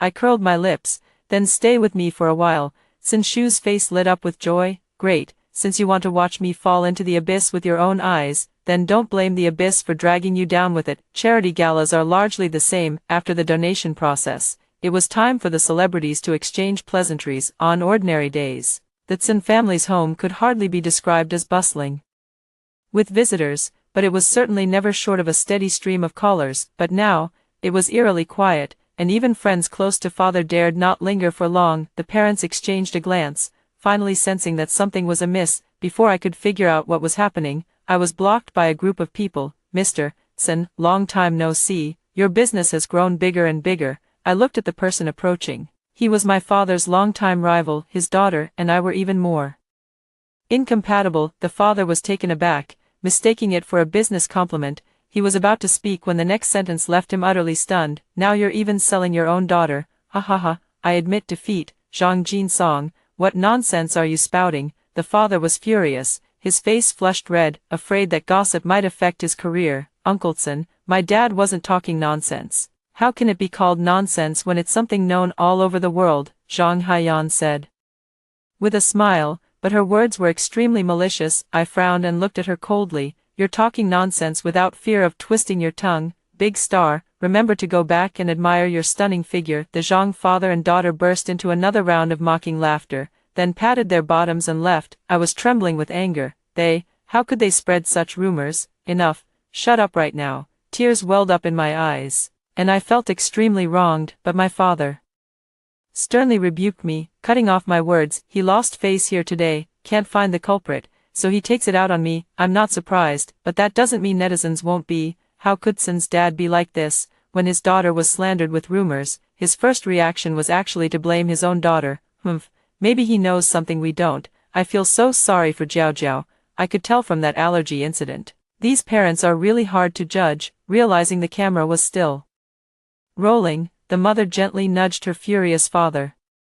He also realized it was inappropriate. Just as he was about to make amends, I let out a humph and ran away directly. Sin Shu was still pretending to be the good person. I'm going to see my sister. The banquet was bustling with people, and the photographer didn't keep up. I found a corner to sit down, and Sin Shu caught up with me, offering gentle comfort. Sister, don't be angry. When we get back, I'll make Dad apologize to you. She waved her fist, her adorable expression seemingly genuinely indignant on my behalf. I shed 2 tears and complained to her, then I waved to the waitress and ordered 2 glasses of champagne. Looking at the familiar face, I subtly curled the corner of my lips. I deliberately turned my head to wipe away tears, missing the moment she sprinkled powder into the glass, drained the champagne in one gulp. Soon after, my face flushed red, and I started complaining about feeling unwell. Sin Shu laughed. Sister, you're drunk, go upstairs and rest. With that, she struggled to help me up. The journey was smooth and unobstructed, taking us directly to the top floor. Sin Shu took the room key out of her bag.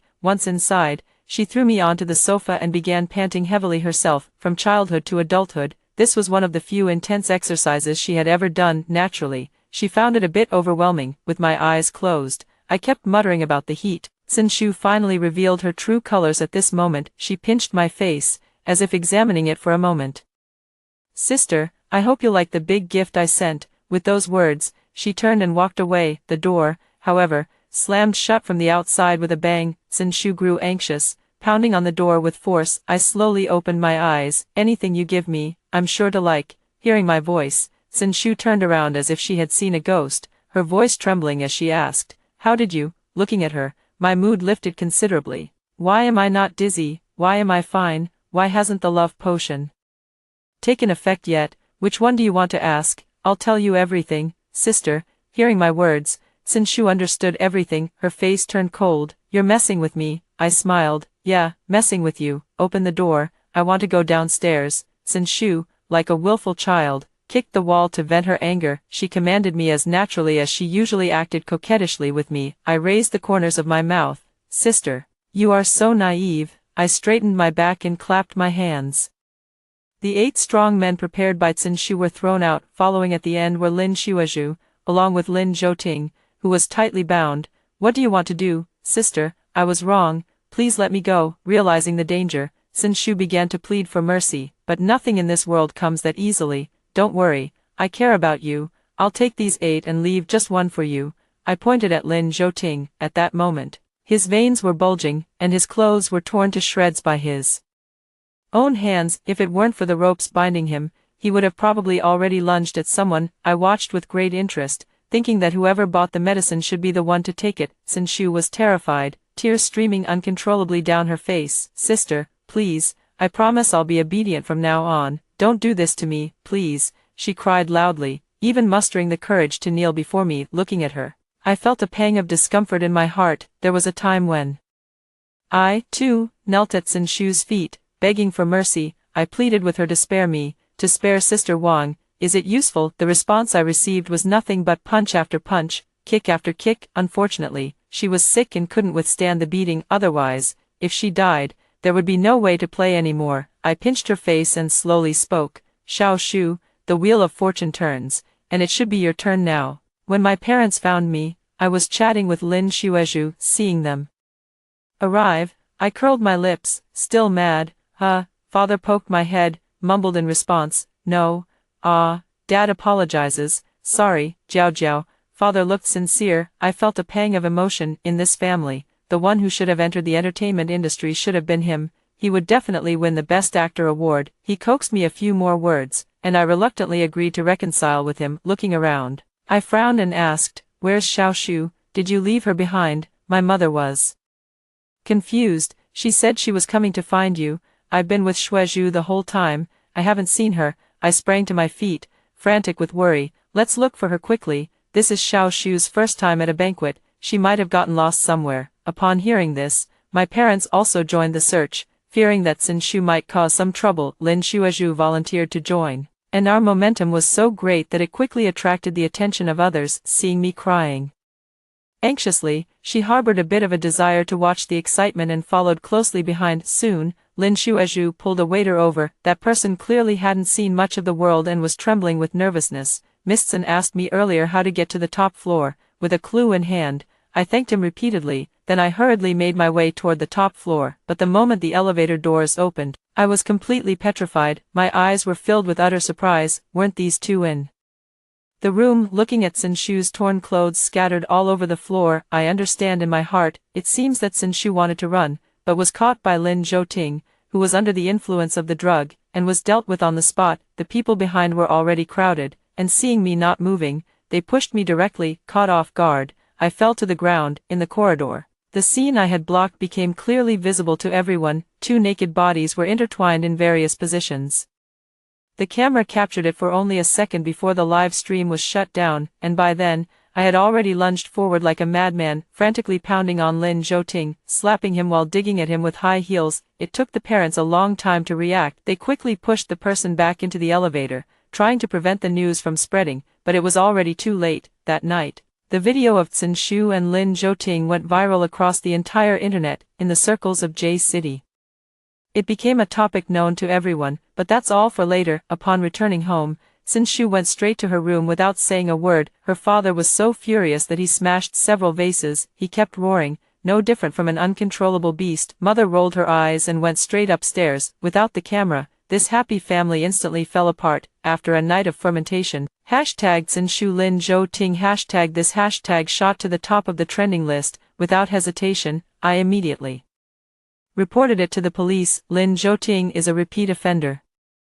Spoiled by his father to the point of lawlessness, having done every kind of evil deed, I'll sue him for rape, and I'll win every time. The police quickly filed a case, and Lin Zhouting was arrested. To prevent netizens from forgetting about it, I deliberately went live to cry and complain, reminding them of the progress of the case. The Lin family's market value plummeted significantly due to this turmoil. Lin Xuezhu remained calm and composed, waiting until the old-timers on the board begged her for help before stepping in to turn the tide. Lin's father was struggling to protect himself and had no time to worry about his son. The girls who had been harmed by Lin Zhouting testified in court one by one. In the end, Lin Zhouting was sentenced to life imprisonment without the possibility of parole for raping multiple young girls, causing one death and one disability. I told Sinshu the news, but she remained silent as before. That night, however, she slit her wrists in her room. When I received the news that Sinshu had woken up, I was sitting on the guest sofa in my father's office, and he pointed to the person beside him and introduced him to me. Jiao Jiao,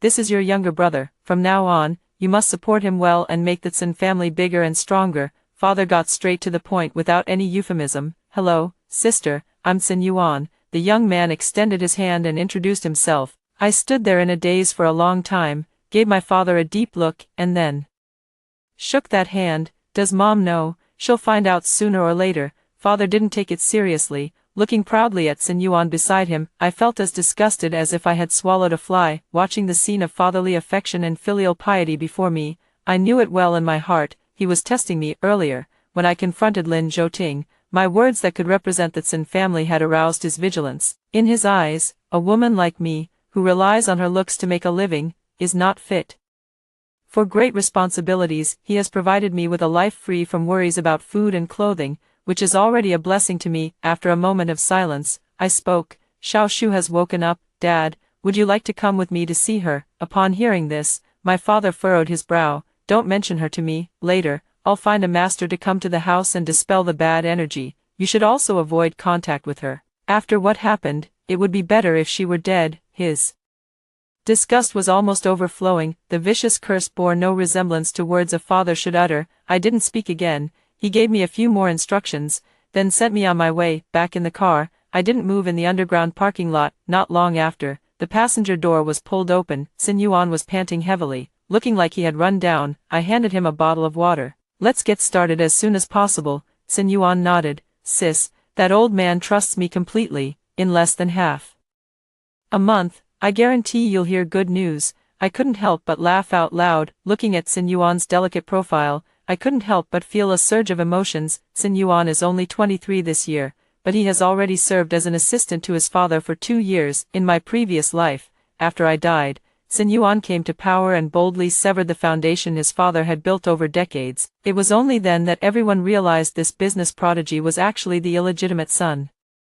of the Tsin family. In his early years, Tsin's father was accustomed to using sweet talk to deceive young women. Date for a while, and when you get tired of it, just break up. Tsin Yuan's mother suffered greatly from this. After giving birth to the child, she could no longer find any trace of Tsin's father, yet she still deeply believed in the lies he had fabricated. 3 years ago, Tsin Yuan's mother died of depression. After many twists and turns, Tsin Yuan finally found his biological father. Hatred began to sprout anew. He wanted to bring down Tsin's father to avenge his mother. What a coincidence. So do I. After being reborn, I contacted Tsin Yuan at the first opportunity. After several exchanges, he let down his guard and became useful to me. Watching Tsin Yuan's retreating figure, I silently clenched my fist. Perpetrators, bystanders, I won't let a single one of them get away. Leaving the Tsin family, I went to the hospital to visit Sinshu. Ever since she woke up, she has been staring blankly out the window. Following her gaze, I saw my newly released advertisement. I signaled the caregiver to leave and sat down in the visitor's chair, quietly peeling an apple. You win. After a long while, Sinshu spoke. Her voice was hoarse, with a sinister tone that sent chills down one's spine. You must be quite pleased with yourself for driving me to this point. I chuckled softly. Sister, what are you talking about? How could it be me who forced you? Wasn't this all something you stubbornly pursued? Even when it seemed impossible, Sinshu glared at me fiercely. She was filled with anger in her heart. Lin Zhou had stopped, and her last hope was shattered. Now, unable to even seek death and being monitored by me, her mindset had long since collapsed. She suddenly began to scream hysterically. Tsin Jiao, aren't you afraid of retribution? I am your own sister. How can you be so cruel? why are you treating me like this? I leisurely finished eating the apple. I looked at her without any emotion and said, karma comes full circle. Have you ever considered that what you're experiencing now is retribution? Sinshu was stunned. It seemed she understood what I meant, yet also seemed not to. I spoke again. You blame me for stealing our parents' affection, but how could you not see me kneeling and pleading with them on your behalf? How can you not see the 20 years I've spent taking care of you day in and day out? Who is the truly heartless one? I tried hard to suppress my emotions, but my voice still trembled uncontrollably. Having lived 2 lifetimes, I still don't understand. Why am I the one who is hated? Sinshu stared at me blankly, tears falling silently. She laughed hysterically. Ha ha ha ha, Sinjiao, you don't understand. You don't understand that feeling. From childhood to adulthood, I never celebrated a birthday.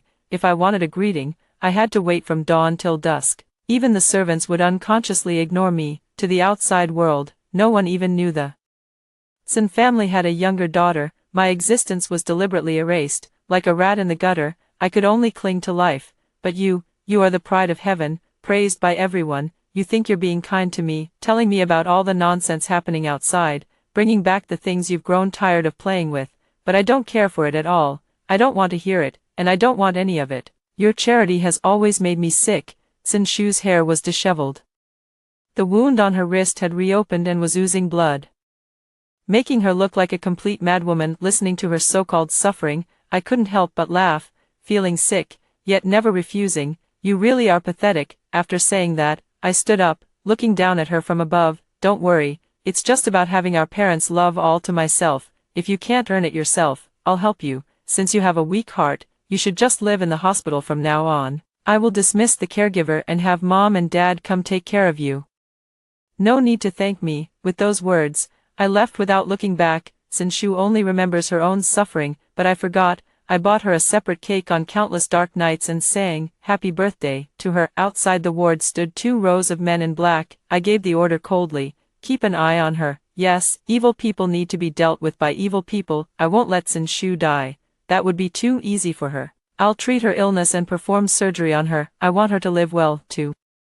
Fully experience the world as if enduring the harsh cold of October. 1 month later, Sin's entertainment officially changed hands. Mr. Sin seemed to have aged 10 years. Seeing me appear behind Sin Yuan, he looked as if he wanted to tear me apart. I waved at him with a bright smile. Then have someone take him to the hospital. Sin Yuan is capable and ambitious, and I believe that Sin family will rise to great heights under his leadership. Although our family was banned for filming explicit scenes, it did not prevent me from becoming the biggest beneficiary. Not only did I gain millions of followers, but I also successfully transformed my image with that red dress. For a time, one major production after another came my way. I publicly revealed the title of Goddess Heiress. In the days that followed, I am the hottest leading lady on a beach of a certain island. I am wearing a swimsuit, comfortably lying on a chair sunbathing. With the director's shout of cut, the filming is considered finished.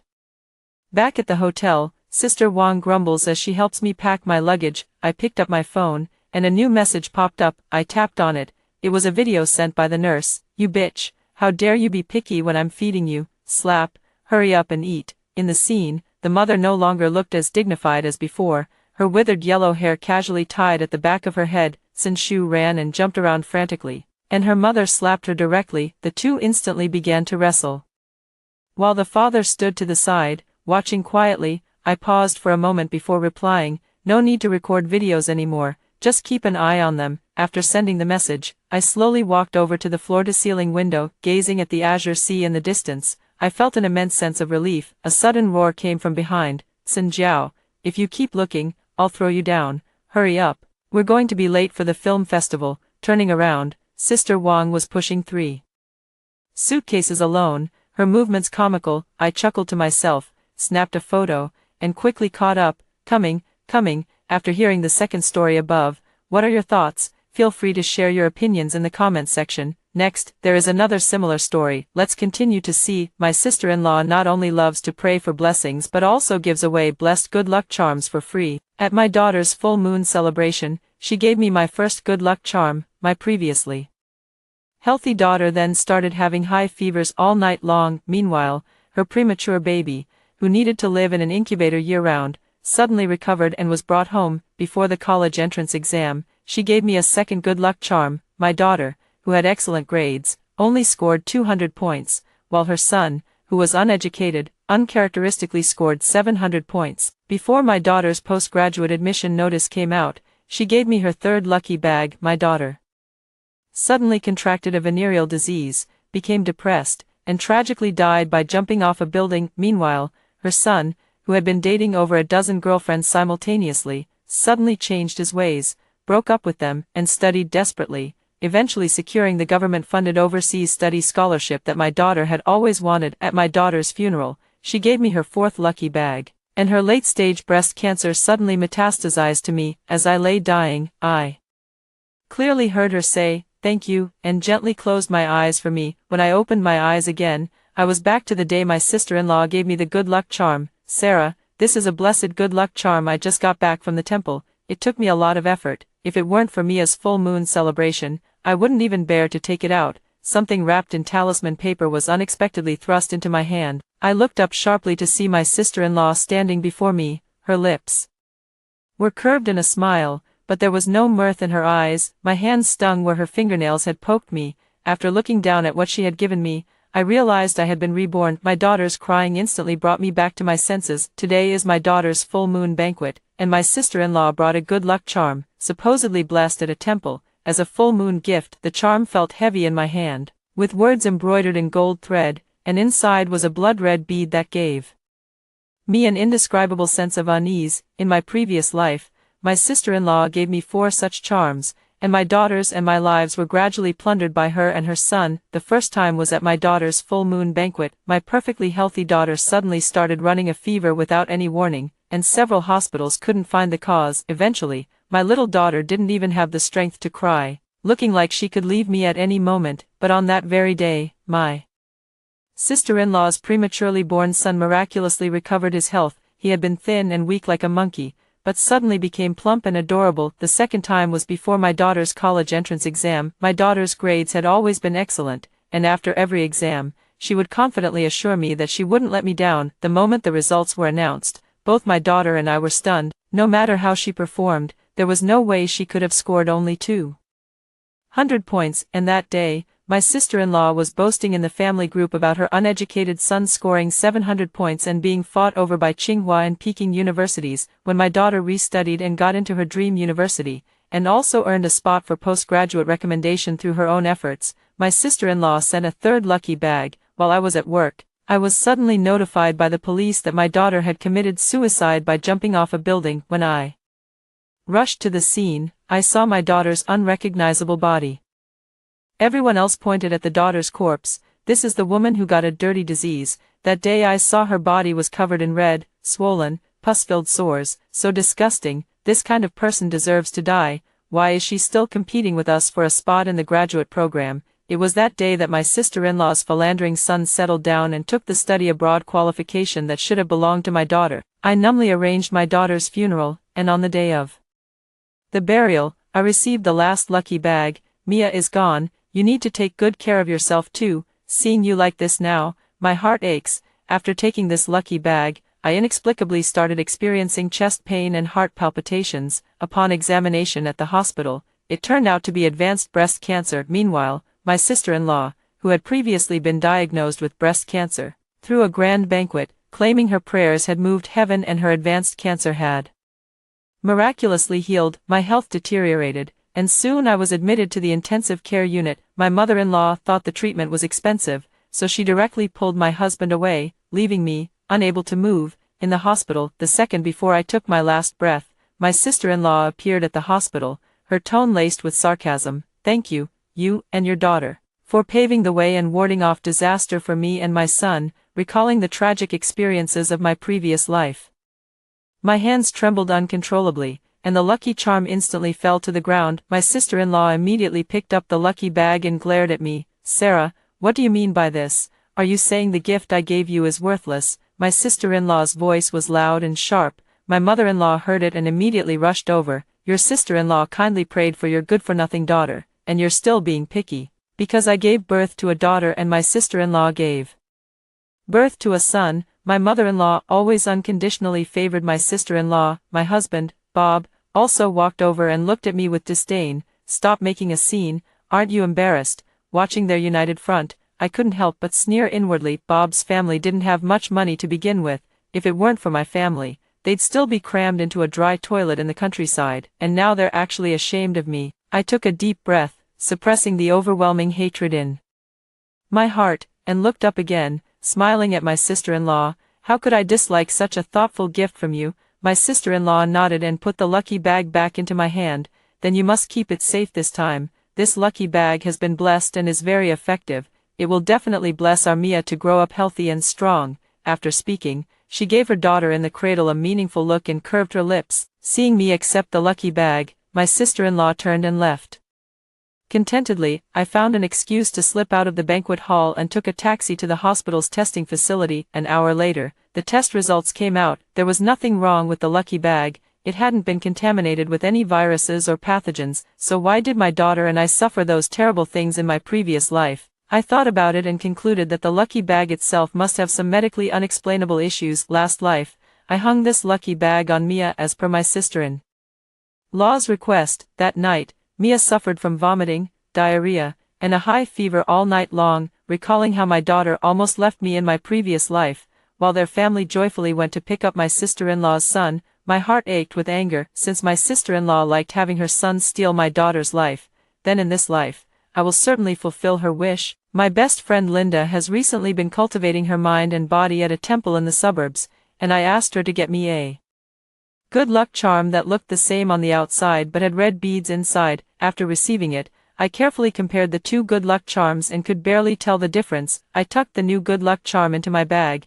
then took the one my sister-in-law gave me for a stroll outside the banquet hall to find it a home. After everything was taken care of, I returned to the banquet hall and tied the good luck charm to my daughter. As dinner began, the daughter was brought out to receive blessings from the guests. My sister-in-law held her daughter, her face beaming with a wide smile. "She's truly a lovable child." To outsiders, the child seemed as if she were her own. Then she announced with a grin, "Today's a good day. I'm also planning to bring my boy back home." My sister-in-law seemed very excited, but I was even more excited than her to see her meet her biological son today. After the banquet, Bob drove my mother-in-law and me home. I was resting with my eyes closed when I was suddenly awakened by crying. My sleeping daughter suddenly started crying.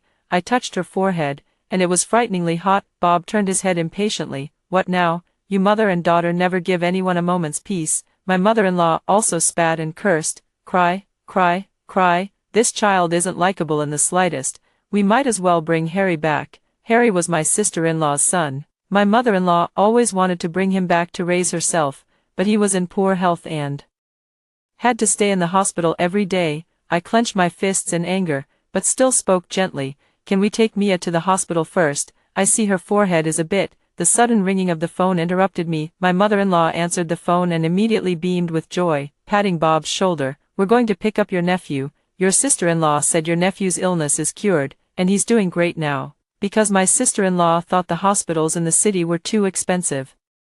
Harry's hospital was in a town, which would take several hours to get to from here. When I suggested we take Mia to the city hospital first, my mother-in-law pursed her lips sarcastically. "You must be rich, always going to the expensive hospitals. Your daughter is truly precious. Bob is a mama's boy, completely indecisive, and just left me and a crying Mia by the roadside. You're rich anyway, just take a taxi yourself." I was pampered by my family since childhood and naturally have a bad temper. Many men couldn't stand me, only Bob endured my beatings and scoldings without complaint. Now it seems he was only after my family's money, completely changing after we got married. That car of his was even bought by my dad, yet now he's abandoned my daughter and me by the roadside. I adjusted my emotions and used my phone to call a taxi to the city hospital. At my repeated insistence, the hospital gave Mia a comprehensive examination. I stayed at the hospital all night, never leaving her side. The next day, the results came back.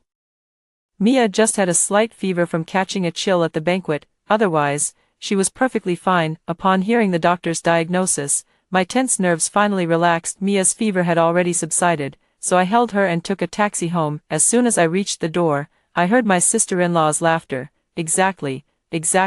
I told you praying would work, didn't I? Look at my son, he's as strong as an ox now." "What sickness? My son was just premature. He wasn't really sick. Look, isn't he perfectly fine now?" The moment I walked in, I saw a crowd of people in the living room. My mother-in-law was beaming, holding the baby in her arms, while my sister-in-law stood by, chatting with the neighbors. Seeing me enter, my mother-in-law immediately dropped her smile and snorted coldly, "The money waster is back. How much did you spend on the doctor this time? If you ask me, you should learn from your sister-in-law and go pray for blessings, instead of wasting all this money." I looked at Harry in my mother-in-law's arms. He was constantly wiggling his body and sticking his tongue out. I curled my lips and sincerely praised, "This child is so energetic, he's clearly destined for great things." My sister-in-law, hearing my praise, smiled even more brightly. "That's right, my son isn't like your daughter, he'll definitely bring glory to our old Chin family." My mother-in-law even took off the gold bracelet I bought her and handed it to my sister-in-law. "Well said, my grandson will only have the best formula from now on." I watched the harmonious mother-in-law and daughter-in-law, and couldn't help but sneer inwardly. Her grandson might not even be able to drink formula. In the following days, I fed my daughter the vitamin supplements prescribed by the hospital every day. My sister-in-law saw it and scoffed, "What's the use of vitamins? You might as well learn from me and pray for blessings." With that, she carried her son and went from house to house, letting everyone know that her son was now healthy. "Look, my son is already teething. How can he be an ordinary child?" The sister-in-law pried Harry's mouth open and boasted. Even when Harry bit her finger and left a tooth mark, the sister-in-law praised him for being strong and powerful. Even a few days later, Harry was already able to crawl on the ground. My sister-in-law immediately posted many videos on the design platform. "A genius child favored by God, who understands, he's so tiny but already teething and crawling." In contrast, my daughter's cries were barely audible. Bob looked at Harry enviously, pouting, "I told you you're too thin. Only a woman with a full figure like your sister-in-law can give birth to such a healthy child. Not only are you scrawny, but even the child you bore is so lifeless." I glanced at him, said nothing, and continued to feed my daughter. A few days later, my sister-in-law was knocking incessantly at my door early in the morning. As soon as I opened the door, I saw her face covered in bloodstains. I looked at my sister-in-law in confusion. "Sister-in-law, what happened to you? Did you get into a fight with someone?" She didn't answer my question. Instead, she barged directly into my room. My sister-in-law walked to the crib and pulled open the curtain. Mia was still sleeping soundly in bed. My sister-in-law then glanced at me. "You didn't abuse Mia, did you? Like making her wake up very early or something?" I shook my head. "Of course not. You know Mia isn't in good health. Sometimes she wakes up even earlier than me and often wakes me up." My sister-in-law finally nodded, repeatedly telling me to take good care of Mia, looking so worried that I almost thought Mia was her biological child. A few days later,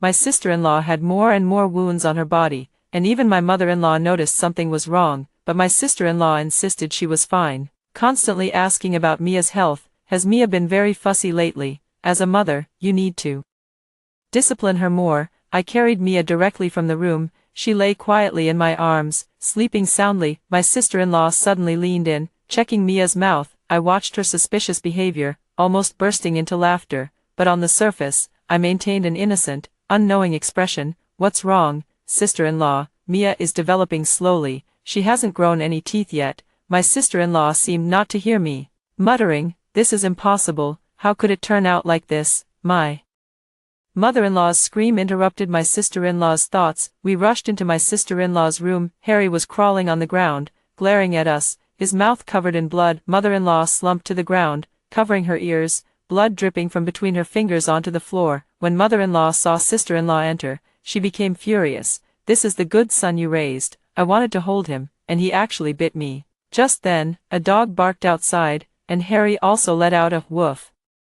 Sister-in-law immediately rushed over and opened the door. It was the old doorman from the complex, delivering shopping vouchers from the property management. He had a large yellow dog on a leash, and around the dog's neck was a bright red lucky bag. My sister-in-law turned, her face ashen, and glared at me, asking through gritted teeth, "Why is the lucky bag I gave Mia around the dog's neck?" My sister-in-law stared at me fiercely, as if she wanted to tear me apart and devour me. I looked at my sister-in-law, bewildered, and innocently said, "Sister-in-law, didn't you teach me to cultivate good karma? This yellow dog follows the old man, guarding the peace of our community. I just wanted it to share in some good fortune, so I gave it the lucky bag." My sister-in-law looked at Harry, who had crawled out of the house with blood all over his mouth, and then understood everything. She angrily pointed at me and started lecturing me. This lucky bag was for you, how could you give it to someone else? Giving away your good fortune to others will accumulate bad karma, don't you know that? Seeing my sister-in-law let slip, I quickly pretended not to understand and asked, how can giving blessings accumulate evil? This blessing was given to me by you, sister-in-law. My sister-in-law was stumped by my question and froze for a moment, then softened her tone. It's not because this lucky bag was specifically for Mia, of course. I'd be sad if you gave it away. Listen to your sister-in-law and get the lucky bag back. I shook my head and refused. You know how puppies love to run around everywhere. What if it picks up bacteria? Mia's health isn't good to begin with. Stop talking nonsense. My sister-in-law suddenly interrupted me impatiently, reaching out to pull the lucky bag off the big yellow dog. At that moment, the big yellow dog suddenly went wild and bit my sister-in-law's hand. And Harry also suddenly jumped up from the ground and bit her other hand. My sister-in-law screamed in pain, and the scene became chaotic for a moment. Inside the house, my mother-in-law was wailing. Outside the door, the old man was pulling the yellow dog, Bob was pulling Harry, and my sister-in-law's hands were bloody and mangled. I stood by with Mia in my arms, enjoying the peaceful moment. Finally, the gatekeeper pulled the yellow dog away, and my sister-in-law knelt on the ground, crying her heart out. Bob rubbed his furrowed brow, muttering impatiently, "What is all this about?" He looked at me standing nearby and immediately got angry. "Again, are you dead? What are you standing there for? Aren't you going to help?" I widened my innocent eyes and held up Mia. "Honey, I don't have a free hand. Do you want Mia to be woken up too?" Thinking of another child's crying, Bob became even more impatient and could only resign himself to calling the hospital first to explain the situation. Perhaps because the yellow dog was startled, Harry was still howling. There was nothing Bob could do but lock him in an iron cage. My sister-in-law saw it and sat on the ground throwing a tantrum. "How can you lock my son in an iron cage? Then I'll bring your son out to be next to you." My sister-in-law was silenced by Bob's roar, and seeing Harry with his gaping maw in the cage, her arrogance immediately deflated. By the time the ambulance arrived, both my mother-in-law and sister-in-law were too weak from blood loss to speak. Bob heard that the ambulance call and emergency treatment would cost a lot of money, and feeling troubled, he turned to look at me again. How could I not know his little schemes? He earned little himself, and after marriage, he often had to rely on my family for subsidies. "As expected," he said matter-of-factly, "if you hadn't given the lucky bag to that dog, my sister-in-law wouldn't have gone to get it back. You should ask your family for the medical expenses." Looking at his shameless face, I snorted coldly in my heart, but on the surface, I was still very submissive. "Of course, it's all my fault, of course. I wouldn't ask my family for money." After Bob went to the hospital, I found a lending company and got the contract. When I arrived at the hospital, Bob was sitting wearily in the waiting area. His eyes lit up when he saw me. "Did you get the money?" I simply nodded. "I've already paid everything, but they need a family member's signature here, preferably a direct relative, so husband, you'll have to sign." Too tired to even look, Bob signed the document without a glance. Hours later, his mother-in-law was wheeled out, several stitches in her ear, looking very unwell. His sister-in-law, on the other hand, had both hands wrapped in bandages, looking utterly disheveled. Harry couldn't figure out the cause and had to be fitted with a muzzle. My sister-in-law wanted to argue, but her mother-in-law's fierce glare stopped her. Even if her mother-in-law loved her grandson this much, she was still afraid of going through another surgery. On the way back, her mother-in-law insisted on sitting in the front passenger seat, refusing to sit next to Harry. She even pointed at my sister-in-law and cursed, "Look at what kind of child you're raising. Mia is so quiet, but your child is like a wild monkey." Heh, she didn't say that before. In her eyes, Mia was a money pit, a sickly child, and she didn't even want to hold her. Then the mother-in-law, leaning back in her seat, slowly spoke to Bob. "I think Harry is a lost cause, and your brother is out of town. You need to hurry up and have another child with Sarah." Bob pouted. "That's because her womb isn't cooperating," the mother-in-law scoffed. "If she can't give birth, then keep trying until it's a son." I knew they were shameless, but I didn't expect them to be this shameless. Their family was so poor they couldn't even afford a toilet in this city, yet unexpectedly, there was a dragon throne waiting for them to inherit. Before I could even speak, my sister-in-law started yelling, "How is our Harry useless? He's just been too energetic lately. He'll be absolutely fine in a few days."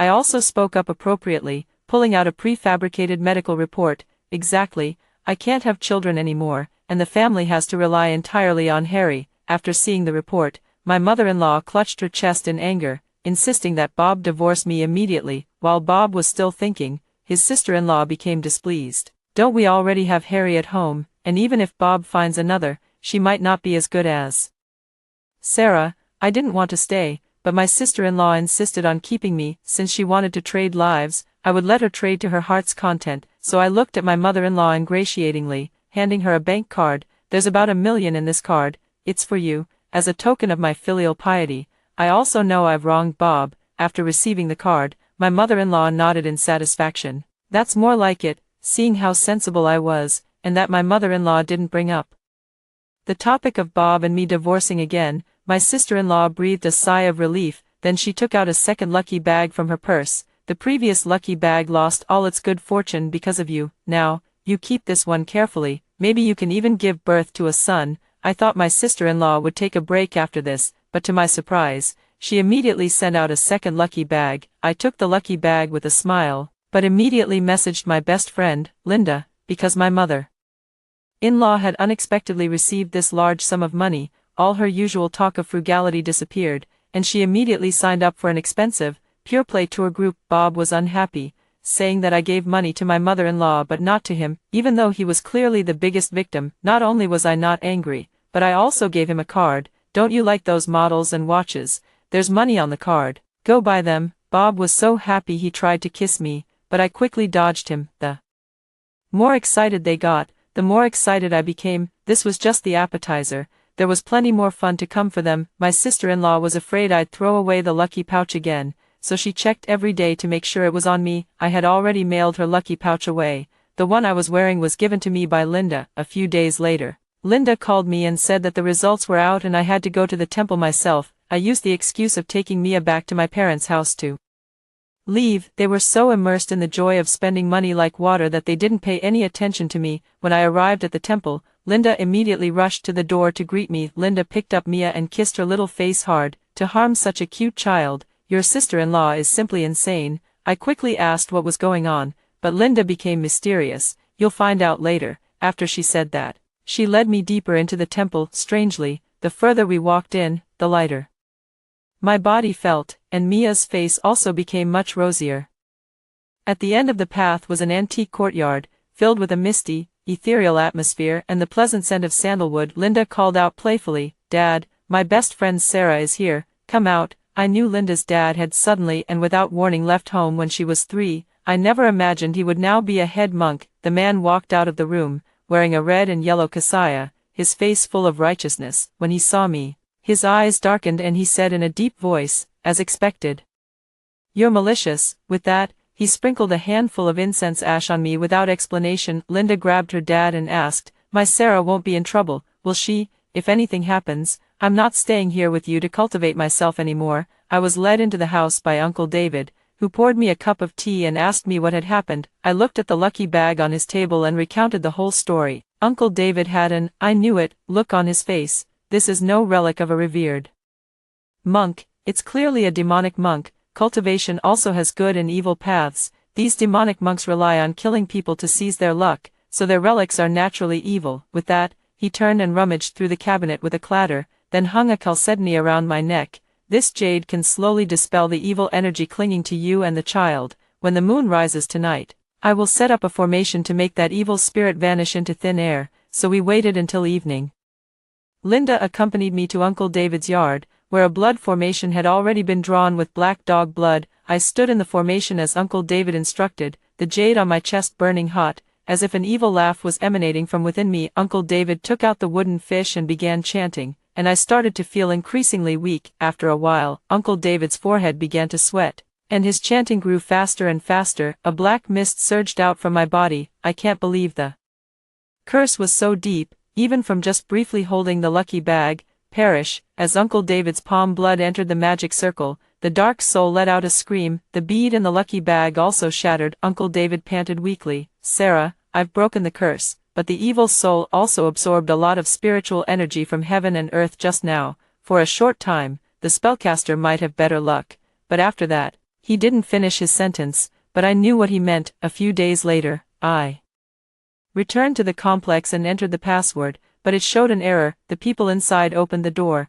and there wasn't a single familiar face. They said this was their newly rented apartment and gave me the landlord's phone number. Well, they didn't even tell me directly that they were moving. By the time I had someone track down their current address, Bob was in his villa's yard, sunbathing with a lightly dressed woman in his arms. I quickly took a few photos and sent them to my lawyer. As soon as I entered, my sister-in-law walked out, her arms clanking with gold bracelets, and looked at me with a disdainful smile. You must not have had a good time at your parents' house these past few days. After all, your family's capital chain is in trouble. But I've been on a lucky streak lately. All the stocks I bought are soaring. I immediately called my parents and learned that the company was planning to build a new branch, which involved a large outflow of working capital. But there were no issues with the capital chain. My sister-in-law looked at me condescendingly. If you behave yourself and stay home, maybe I'll even give you and your daughter a bite to eat. The nanny came out holding Harry. He had returned to his normal self. My mother-in-law, on the other hand, pointed at me haughtily.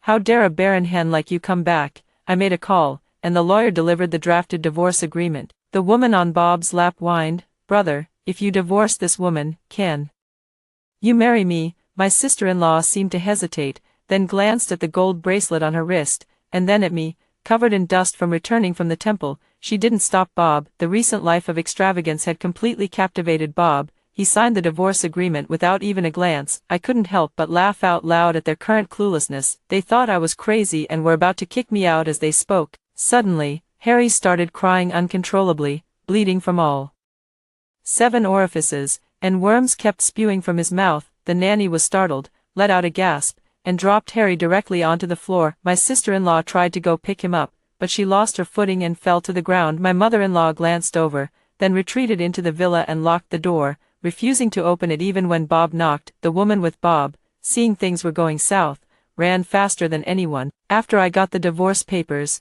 I planned to leave. My sister-in-law, however, was quick to grab my foot. "You bitch, what did you do?" Chapter 8. Bob screamed as the bugs bit him, but the bugs didn't dare come near me. I kicked my sister-in-law's hand away and sneered, "What did I do? You should ask yourself what you did." My sister-in-law looked at my pale face and kept muttering, "Impossible. How could you know?" After saying that, she clutched her chest and kept twitching. Bob struggled to pick up his phone and called the police. When the police arrived, I looked innocent. After all, from the surveillance footage, I not only did nothing, but was also bullied by their family. Harry turned into a puddle of black, foul-smelling blood in front of his sister-in-law, and she immediately went mad. Impossible. How could this happen? I looked down at her and smiled softly. "You reap what you sow. Did you ever think you'd end up like this when you were harming others?" Bob was sent to the hospital, barely clinging to life, when my mother-in-law came out. Her grandson was gone, and her son was almost gone too. She screamed in anger, slapping her sister-in-law's face repeatedly. My sister-in-law pulled out another lucky bag from somewhere and was about to throw it at me. "Give him back to me, give me back my son." But as soon as the lucky bag got close to me, it burst open on its own. The police had never seen such a bizarre sight and immediately pulled my sister-in-law and mother-in-law apart. My sister-in-law's face was already swollen from my mother-in-law's slaps, but her eyes were still glaring at me fiercely. After giving my statement at the police station, I was released. My sister-in-law and mother-in-law had a mother-in-law/daughter-in-law dispute, and the police station couldn't detain them, so my mother-in-law dragged my sister-in-law to the hospital to pay the fees, sweeping everything from her hands. My sister-in-law was in a daze, and I don't know if she mistook my mother-in-law for me, but she directly swung her to the ground. Sitting on top of her, she furiously beat her. "You bitch, it was you. You're the one who ruined me, ruined my son." She even started biting my mother-in-law directly. Several people couldn't pull my sister-in-law away. By the time the ambulance called by the police arrived, my mother-in-law had no breath left, and there wasn't a single good piece of flesh on her body. My sister-in-law was locked up as mentally ill. Bob was lucky to be rescued and saved his life, but his brother ran a red light on the way back and died in a car accident, so his sister-in-law's debts, including the loans I helped him borrow, all fell on him alone. When the debt collectors found him at the hospital, he still stubbornly insisted his sister-in-law could pay. As a result, I kindly visited him at the hospital and told him that his sister-in-law had gone mad, his mother had died, and his brother had also died. "You're the only one left in the Thomas family." He looked at me furiously. "Don't forget your daughter's last name is Thomas too." I smiled leisurely. "Don't forget, we're divorced, and the child has changed her name to mine." He coughed up a mouthful of blood and fainted, but the debt collectors had many ways to wake him up. Ignoring him, I went straight home. Linda came back with me, and because I didn't want Mia to see those dirty scenes, I asked Linda to take Mia back to my house first. My parents were also happy to hear about my divorce. After all, they never liked Bob, that Phoenix man, from the start. However, they were also a little scared because Linda told them about my sister-in-law harming me. I hugged them tightly and comforted them. It's okay, the bad people have all received their deserved punishment. A few days later, Linda got news that her sister-in-law was suddenly diagnosed with many illnesses in the mental hospital. After wailing all night, she became a mummy. Mia and I were at the mall buying clothes when we encountered a beggar on the street who couldn't speak, had no legs or arms, and was disfigured. Even so, my physical revulsion made me recognize him. I casually tossed a dime and walked away with Mia in my arms. I looked at my daughter, who was holding my finger in her arms, and silently repeated in my heart, "This time, Mommy will definitely let you grow up healthy and make your dreams come true." After hearing the stories above, what are your thoughts? Feel free to share your opinions in the comments section. Looking forward to hearing from you. If you liked this story, don't forget to like it, share it, and subscribe to my channel. See you next time.